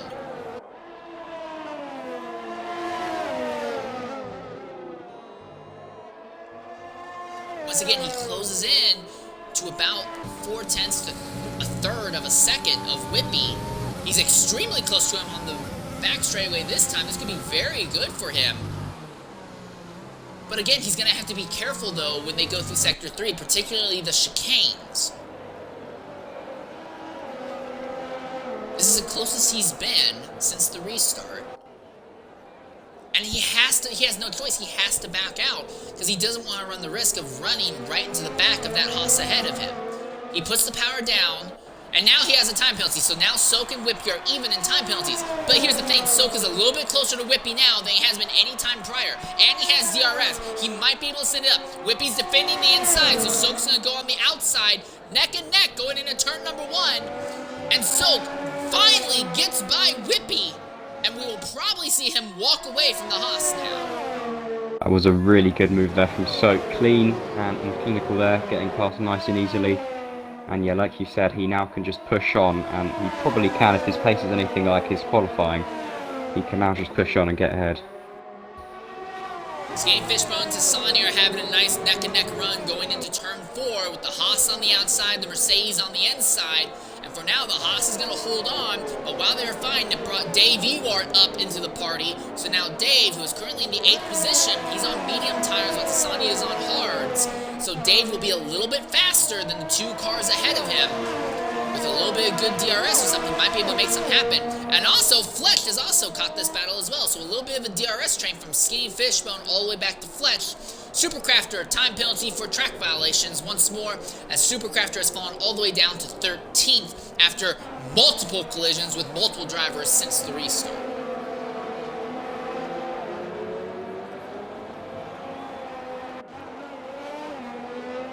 Yeah, fastest lap from Soak. He still is actually within a second of Whippy, and Whippy is still quite close, but for now at least, he's keeping ahead.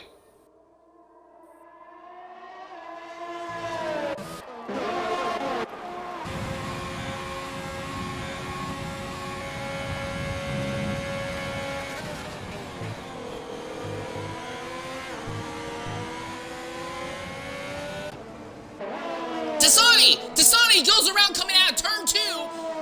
He tapped the inside wall. There's no damage on the machine, but that's going to plummet him down to the 10th position now. Just behind, in front of his teammate now as well. Both the Mercedes not having the best of races. only one of them in the points.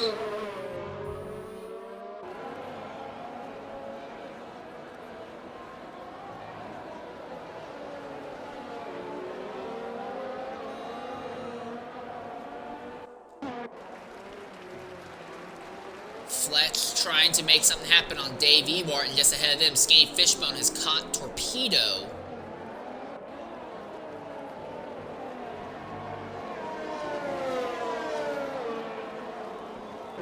Soak, fastest lap, 118.673. He's already opened up 3.8. Oh, but Whippy just pitted.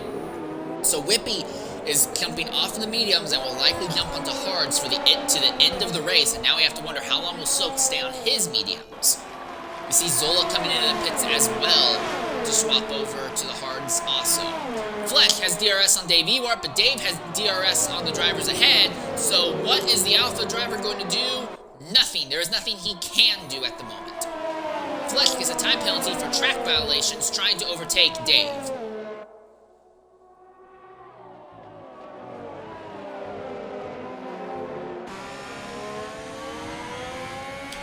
Dave really wide coming out of turn 4. Flesh is on the outside. Dave sends it into turn 5, though. He'll hold on to that 5th position for the moment. As long as Dave is within a second of Skinny Fishbone ahead, he will have enough DRS to make a good defense against Flesh. Torpedo now has a time penalty for track violations.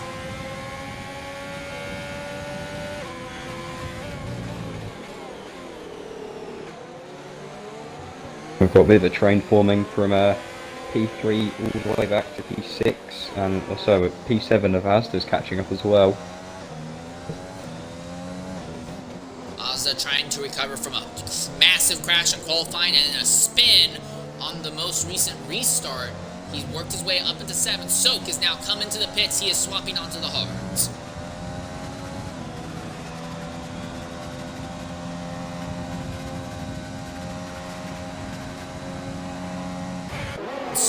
Soak is going to come out right in the middle of this DRS train. He'll slot in line just ahead of Fletch, but just behind Torpedo. So Soak now is back dealing with lap traffic once more. Whippy has still clean track ahead of him, 7.8 seconds of it. So Soak needs to get by these drivers as soon as possible. Otherwise, Whippy will end up benefiting significantly.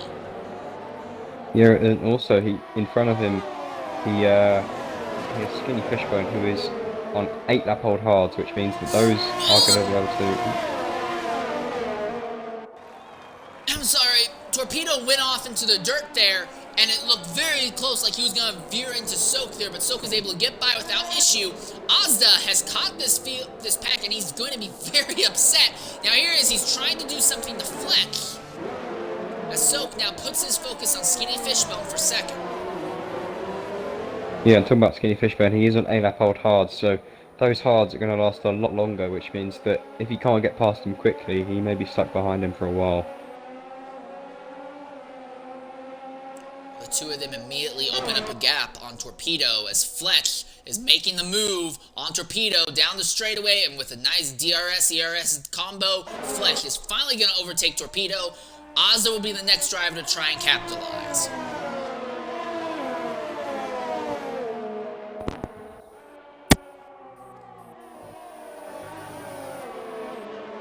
Soak right beneath the rear wing of the Haas. Soak has spent so much time behind the Haas today, he is going to have nightmares about Haas.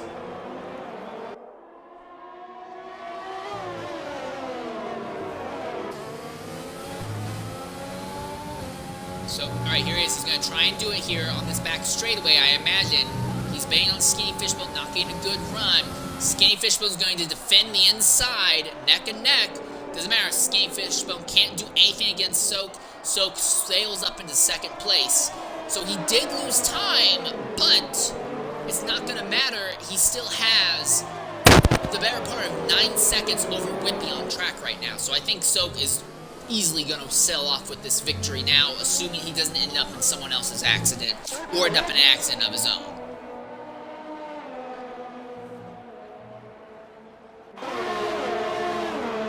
Meanwhile, for 5th, Ozda has DRS on the McLaren of Torpedo ahead. The time is closing down, but not very quickly. He's going to have to make a lunge if he wants to do it. He's going to back out. He thinks better of it for now. Both of these drivers are on worn medium tires, while everyone in the top 4 are on moderate to fresh hards. And no one is running softs right now. Ooh, Ozza with a lunge on the inside of Torpedo, going to turn 5. And the McLaren will slot back in front, but he cannot stay sleeping because Ozza is not staying very patient today. Ozza should have DRS coming onto this back straightaway, runs a little bit wide, but pops up the DRS, utilizes the ERS, looks to the inside of the McLaren, and the McLaren's going to cut him off. I think there was just a little bit of contact between the two of them. Now going uphill through Sector 3 once more. The McLaren steps out wide. Here comes the Red Bull on the inside. Neck and neck, and they make contact. Torpedo still ahead of Ozda for the moment, but Ozda significantly faster. He just needs to get a good run on a DRS straight. Skinny Fishbone has just lost 4th to Fletch, so Fletch is now ahead of Skinny Fishbone. And there we are, neck and neck for the 5th and 6th position. Contact once more, and Ozda very nearly goes into the dirt. Formula 1 cars are supposed to be fragile, and these two do not care whatsoever. They are slamming every time they get neck and neck here. Now they come up to the top of Sector 2, and they go through the downhill bits here. This time Torpedo a little bit more smooth through turn 5.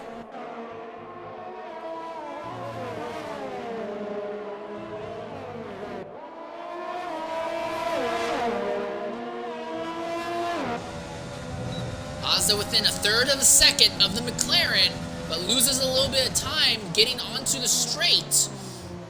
So the DRS benefit is somewhat negated. He can't do anything to Torpedo yet. He really just wants to capitalize on a mistake by Torpedo, because it seems like that Red Bull just isn't quite fast enough in his straight to really get a good run with a DRS-ERS combo. He's right underneath the McLaren coming out of that chicane, and they're both going to veer into the pits at the exact same time. So Red Bull will now overtake both of them. I think Astor actually didn't initially plan on going in the pits, and then he saw his opponent go in, and he literally dived in. He is on a lot older tyres as well, but obviously these hards will go straight to the end. Torpedo put on another set of mediums. Ooh. Now unless he has already been on another compound of tyre, he is going to have to pit again, because obviously you have to change to at least one different compound, but maybe he was on another compound at the start.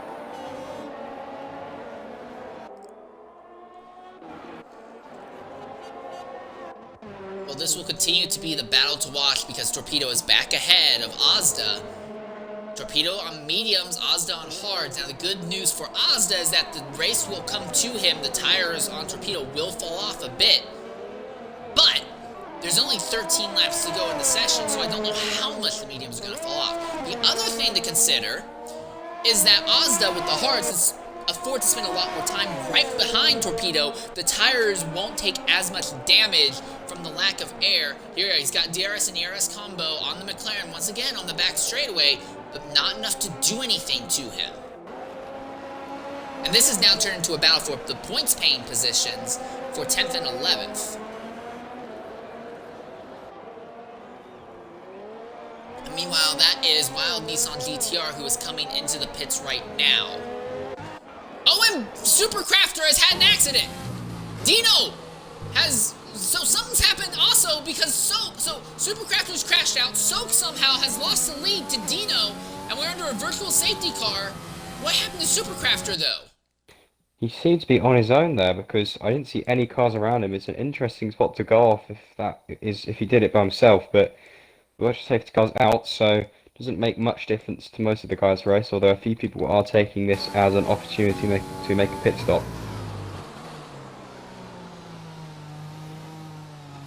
Higsby is in the pits right now under this. But yeah, Soak somehow has ended up Oh no, Soak didn't have the lead. Yeah, I'm sorry. Yeah, Dino still has the lead, but Dino may have to pit one more time. We don't know if his hards will last to the end. So I'm sorry. No, so Soak didn't have the lead yet. And Higsby, drive-through penalty for speed under reversal safety car. But that's kind of weird considering he was in the pit, so okay, that's not going to help him whatsoever. Battle between Ozza and Torpedo is going to spark back up again, and Soak will go once more and chase after Dino. The gap between first and second is about 9 seconds at the moment, and there's nothing but clean track for both of them.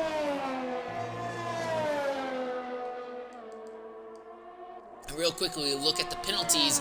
So here's the big thing. Soak has only 3 seconds of penalties against him. Dino has 5 seconds worth of time penalties that he has to deal with. Now 8 seconds, as Dino's just gotten the time penalty for track violations. So right now, as it stands, this battle will... Ooh, wow, that's not very nice. That was... I believe that was... Yeah, that was Beastian, who slid off onto the dirt right in front of Soak, as he is now going to go a lap down.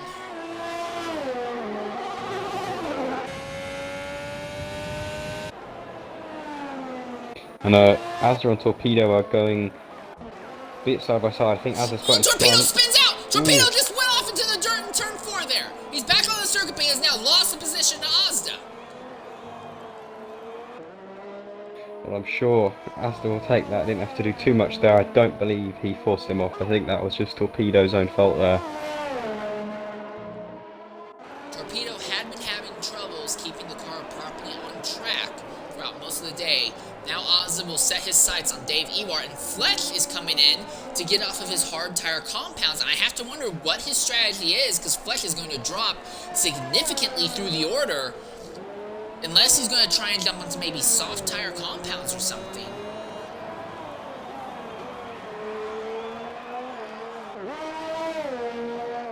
Yeah, Fletch is going to fall down to about 7th or 8th position from that. No, Fletch was serving his drive-through. I'm sorry, Fletch was serving a drive-through penalty, so that's why he lost all those positions. So now Fletch falls down to 6th, and he has Zola behind him, and Zola is on fresher hards. But I think he may still have to pit. I'm not sure exactly how long those hards can last, but he's been on for 19 laps, and there's still 10 to go, so 29 laps seems like a very long way to get some tyres lasting, so I feel like he may have to pit for, I presume, softs would be the ideal choice.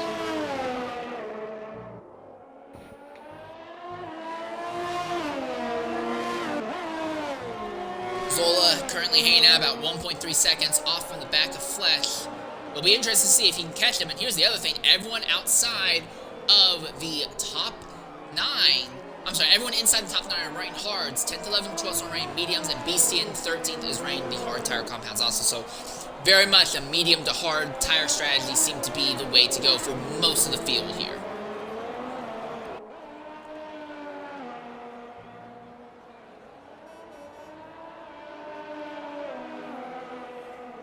Zola closing in on Fletch. He was actually close enough to get DRS, so he's really going to close in on Fletch. So we may see about for the 6th and 7th positions open up very shortly here. But again, this is going to be huge for Zola, because Zola has no time penalties. Fletch is struggling and suffering from a time penalty. So that battle will inevitably go in Zola's favor as long as Zola doesn't end up, sliding off the circuit or anything.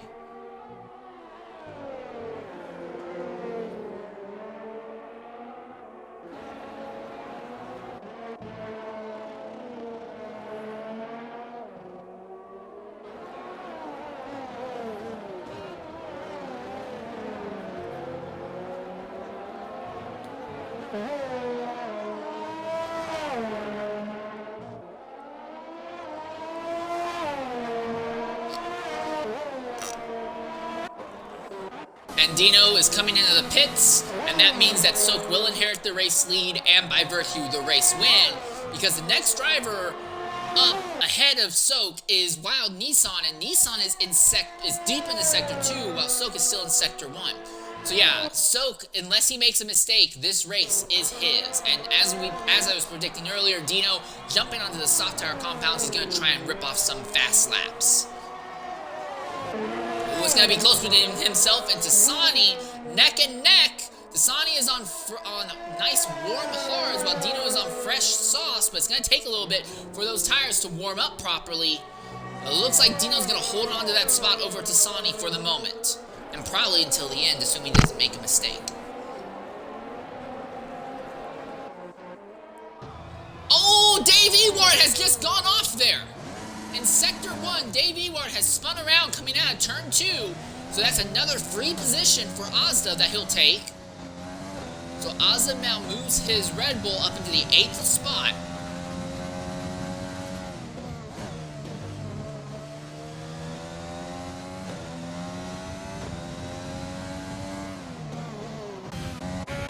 And now most of the battles on the circuit have pretty much evaporated. Zola has lost touch with Fletch.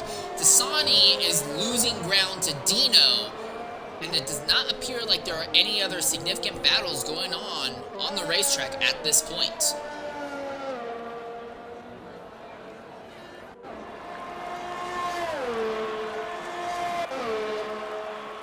So now, my focus is going to be on Dino to see if he can set the fastest lap or not.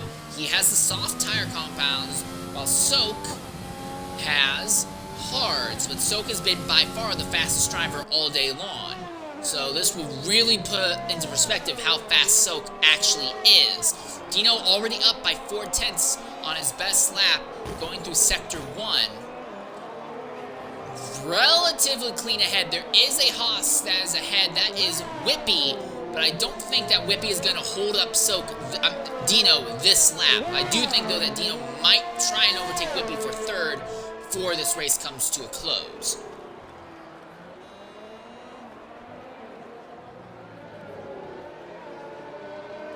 Dino doesn't have the advantage of DRS on that back straightaway, but he is almost in that 1 second gap of Whippy.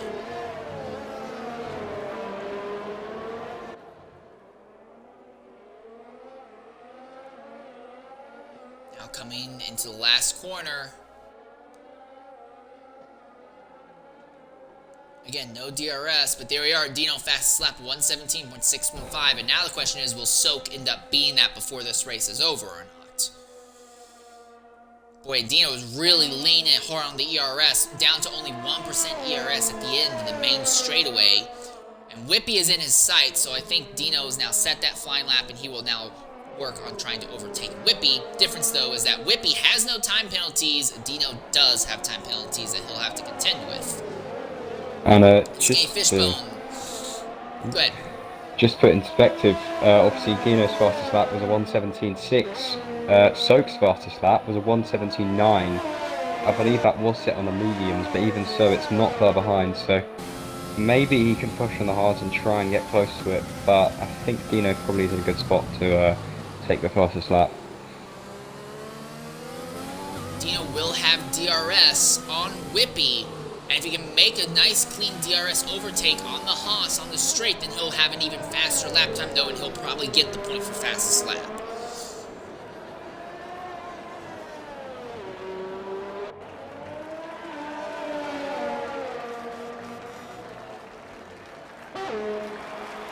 DRS is on, the ERS is on also. No ERS. He's run out of ERS on the straightaway, but he still thought of it but backed out. So now Dino is in a position where he is trapped behind Whippy. And Whippy has significantly more ERS than Dino.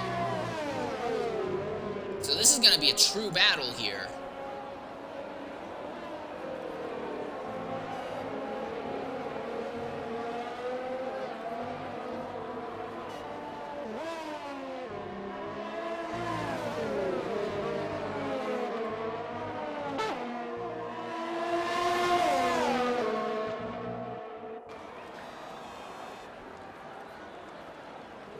Here we are. Dino lays into the ERS and DRS, but can't do anything to Whippy because Whippy has just so much more ERS than Dino does.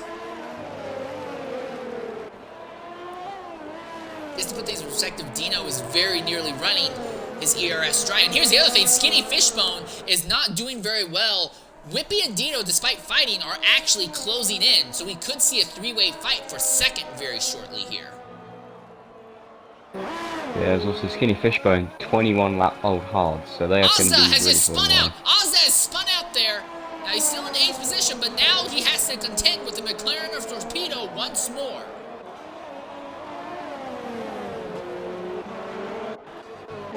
And Torpedo has good medium tires that will still be fast at this point in the race. Coming onto the main straight, Torpedo has DRS. He's leaning into the DRS, going to try and fight Ozda. Ozda defends on the inside. It's going to be neck and neck. And Torpedo easily sails by Ozda, but messes up in the braking zone. But Torpedo still has the better line through turn 2. Ozda has the better line through turn 3. But Torpedo's sticking with it. He's going to fall back in line behind the Red Bull. This fight is very much alive. They're still side by side. Now they go into turn 4. Torpedo on the outside. Ozda on the inside. And now Torpedo will have the lane of choice going into turn number 5. But Ozda's still there, and he has to back out. He has no choice but to back out. Torpedo will overtake Ozda.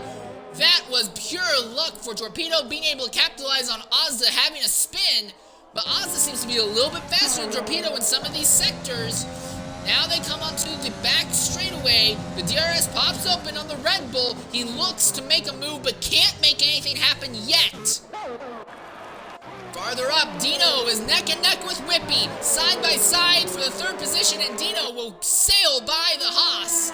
And now he's going to start putting his focus on Skinny Fishbone, who's only another 2 seconds up. Not to mention, Dino got that with a DRS assist. If Whippy doesn't end up compromising Dino's line, Dino might go even faster this lap.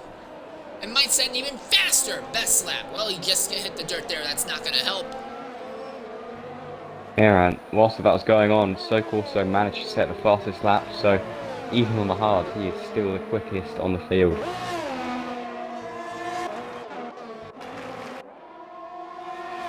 Here are Ozda and Torpedo neck and neck once more, and this time it's Ozda who's on the inside again, Torpedo on the outside again, going through turn 4. A small lockup from the Red Bull, but they're still neck and neck. Oh, the Red Bull twitched, and he had to give up the position again to Torpedo, but Ozda counters that and comes with a little bit faster run through turn 5 there. This battle is still very much alive.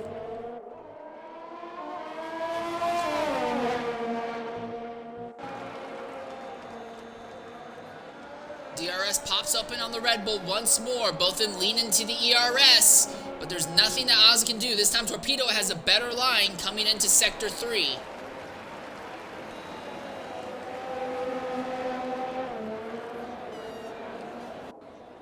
And yeah, Soak once again with the fastest lap, 1:17.141, and that's on worn hard tire compound, so it's not looking very good for Dino's camp. Dino's fastest lap time is still 5/10 slower, and he's on the sauce while Soak is on worn hards. So yeah, it looks like Soak has just put on an absolute clinic on the field. The only driver who's been able to do anything to him has been Whippy, and even then it's really not amounted to much.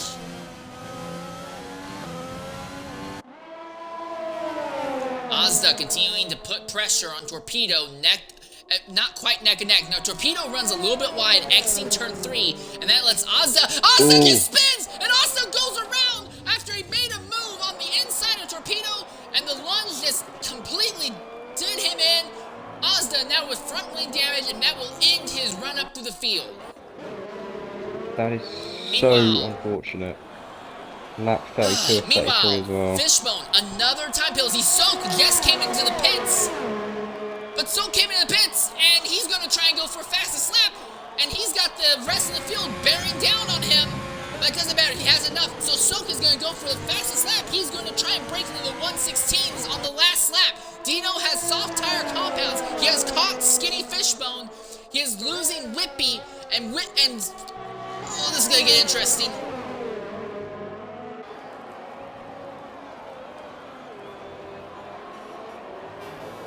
Mazda's falling even further down. He's just been overtaken by Dave there. I think the wing damage, unfortunately, is going in the pits. Wing damage is also quite big. So right at the end as well. Really unfortunately, he might not get points now because he's going to be overtaken in the pit lane by Wild Nissan. DRS, ERS combo once more for Dino. Trying to get by Skinny Fishbone. He has one more lap to do it. But here's the thing, Skinny Fishbone has 14 seconds in time penalties. Dino only has 3. And Whippy is going to overtake both Dino and Skinny Fishbone at the end. So Whippy is going to finish this race, assuming he doesn't get any time penalties in the last lap. Whippy is going to finish this race second, and Skinny Fishbone is going to drop all the way down to about 4th or 5th. And Whippy just got a time penalty, just as I said that. So yeah, Whippy is now out of the podium, and Dino just needs to stay ahead of Whippy and not get a penalty. And Dino can't make the overtake on Skinny Fishbone on the straightaway.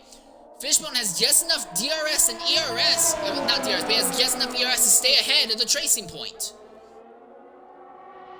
Ooh, here we are! Dino lunges to the inside. Now they go side by side, going to turn 4. There's nothing that Skinny Fishbone can do except try and come back, and they are going to come back. They're going to be neck and neck, and it's going to go to Dino, and now Whippy is stuck behind Skinny Fishbone.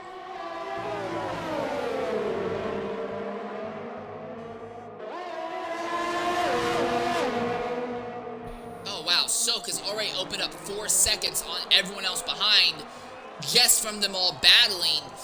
I think Soak is going to go on an absolute tear here. He is going to set a lap time well in the 1:16s.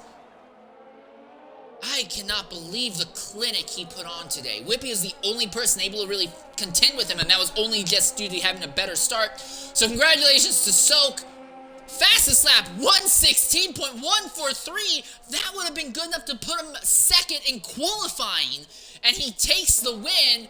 Dino will come home second, Whippy third, Skinny Fishbone will be 4th, and Tasani will come home. Actually, Tasani comes home 4th, and Skinny Fishbone falls to 5th because of all the time penalties he has. Fletch will come home 6th. Zola, coming through the final corners now, will come home in the 7th position. Then 8th will be Torpedo.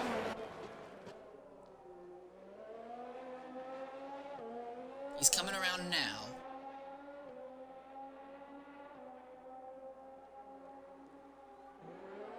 9th will be Dave Ewart, who was able to persevere and come back to get points. And 10th will be Wild Nissan, who had nothing but lag throughout the entire day, and he persevered to get points. And Ozda, the no good, very bad, horrible day for the Red Bull team, will culminate with Ozda finishing 11th, just out of the points. Higsby finishes 12th, and Level 6 B-Sim will come home in 13th.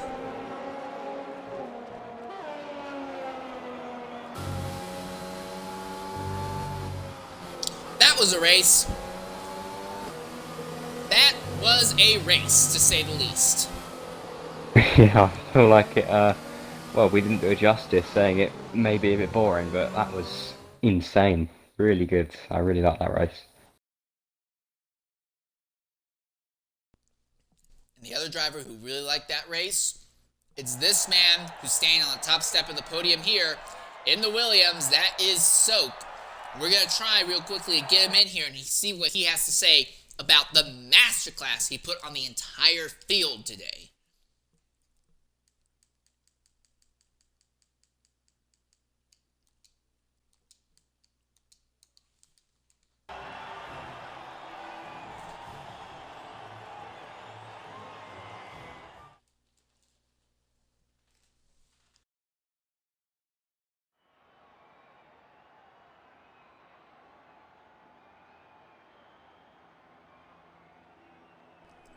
I cannot believe the masterclass he put on. Look at that.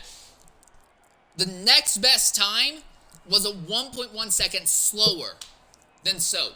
I cannot believe what we saw here. I'm trying to get Soak in here to hear what he has to say about that outstanding win, but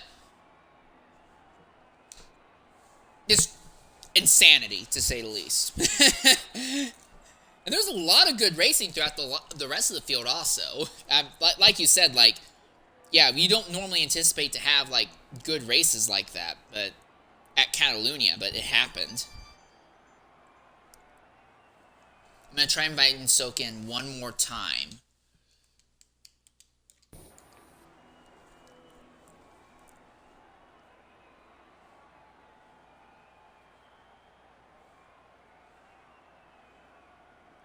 It doesn't seem like he's able or willing to join, so I guess that will probably be the conclusion of today's event. But real quickly, I just want to hear... Oh, no, here he is. He's coming in now. Yeah, so go ahead, include your audio. Congratulations on not just the win, but a godforsaken masterclass. How in the world did you do that? Thanks. I don't really know. It's just good track.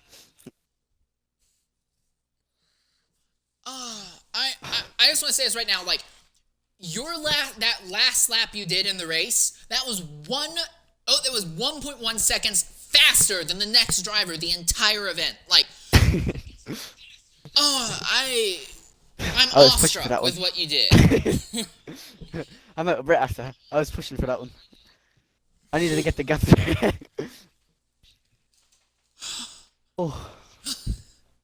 Well, congratulations. So, are we going to see you next week in Dev out of curiosity?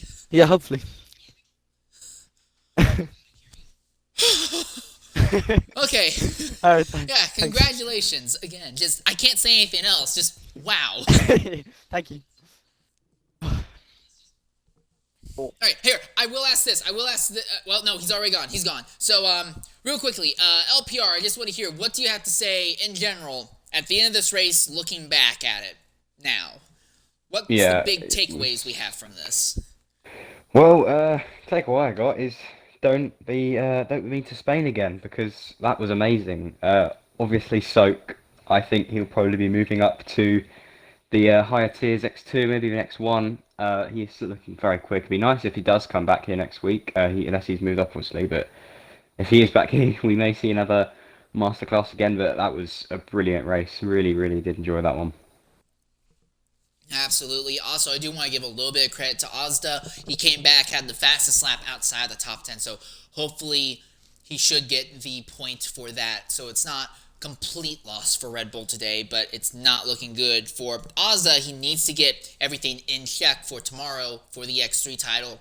Anyways, in about an hour's time, I'll be covering the XRL, the realistic length event. In that event, they take the fastest drivers in the entirety of XRL, put them in the slowest cars, the slowest drivers and the fastest cars. That also will be at Catalunya and will be a full-length qualifying, full-length race. And then tomorrow at 5 on the main channel, this channel, you will be hearing my normal co-commentator, XR Torpedo, covering that race. And then I will be covering the X3 race. And then at 8 p.m. tomorrow, it will be the X2 race. So there's a lot more racing going on, and I really hope that you're not tired of my voice, because you're going to hear a lot more of my voice going on. Also, LPR, I just want to say thank you very much for being here. I absolutely enjoyed sharing the booth with you today. Yeah, no, well, thank you very much. Obviously, I know you're not usually here, but it's been a pleasure. Thank you very much. And then once more, I just want to say congratulations to Lopez, who was not able to show up to do the broadcasting for today. New member in the family, and now he has birthed in the next president of the North America Federation. Once the United States merges with Mexico and Canada, his daughter will become the president of that and will lead North America into a new world of dominance on the global sphere before they overtake the entirety of the solar system, and she will bring us to the next realm of human advancement. But until next week, I have been Sane Leader 13. I have been joined by LPR, and I'll be looking forward to you guys in an hour's time at Catalunya for the Realistic Racing Length event. Until then, farewell.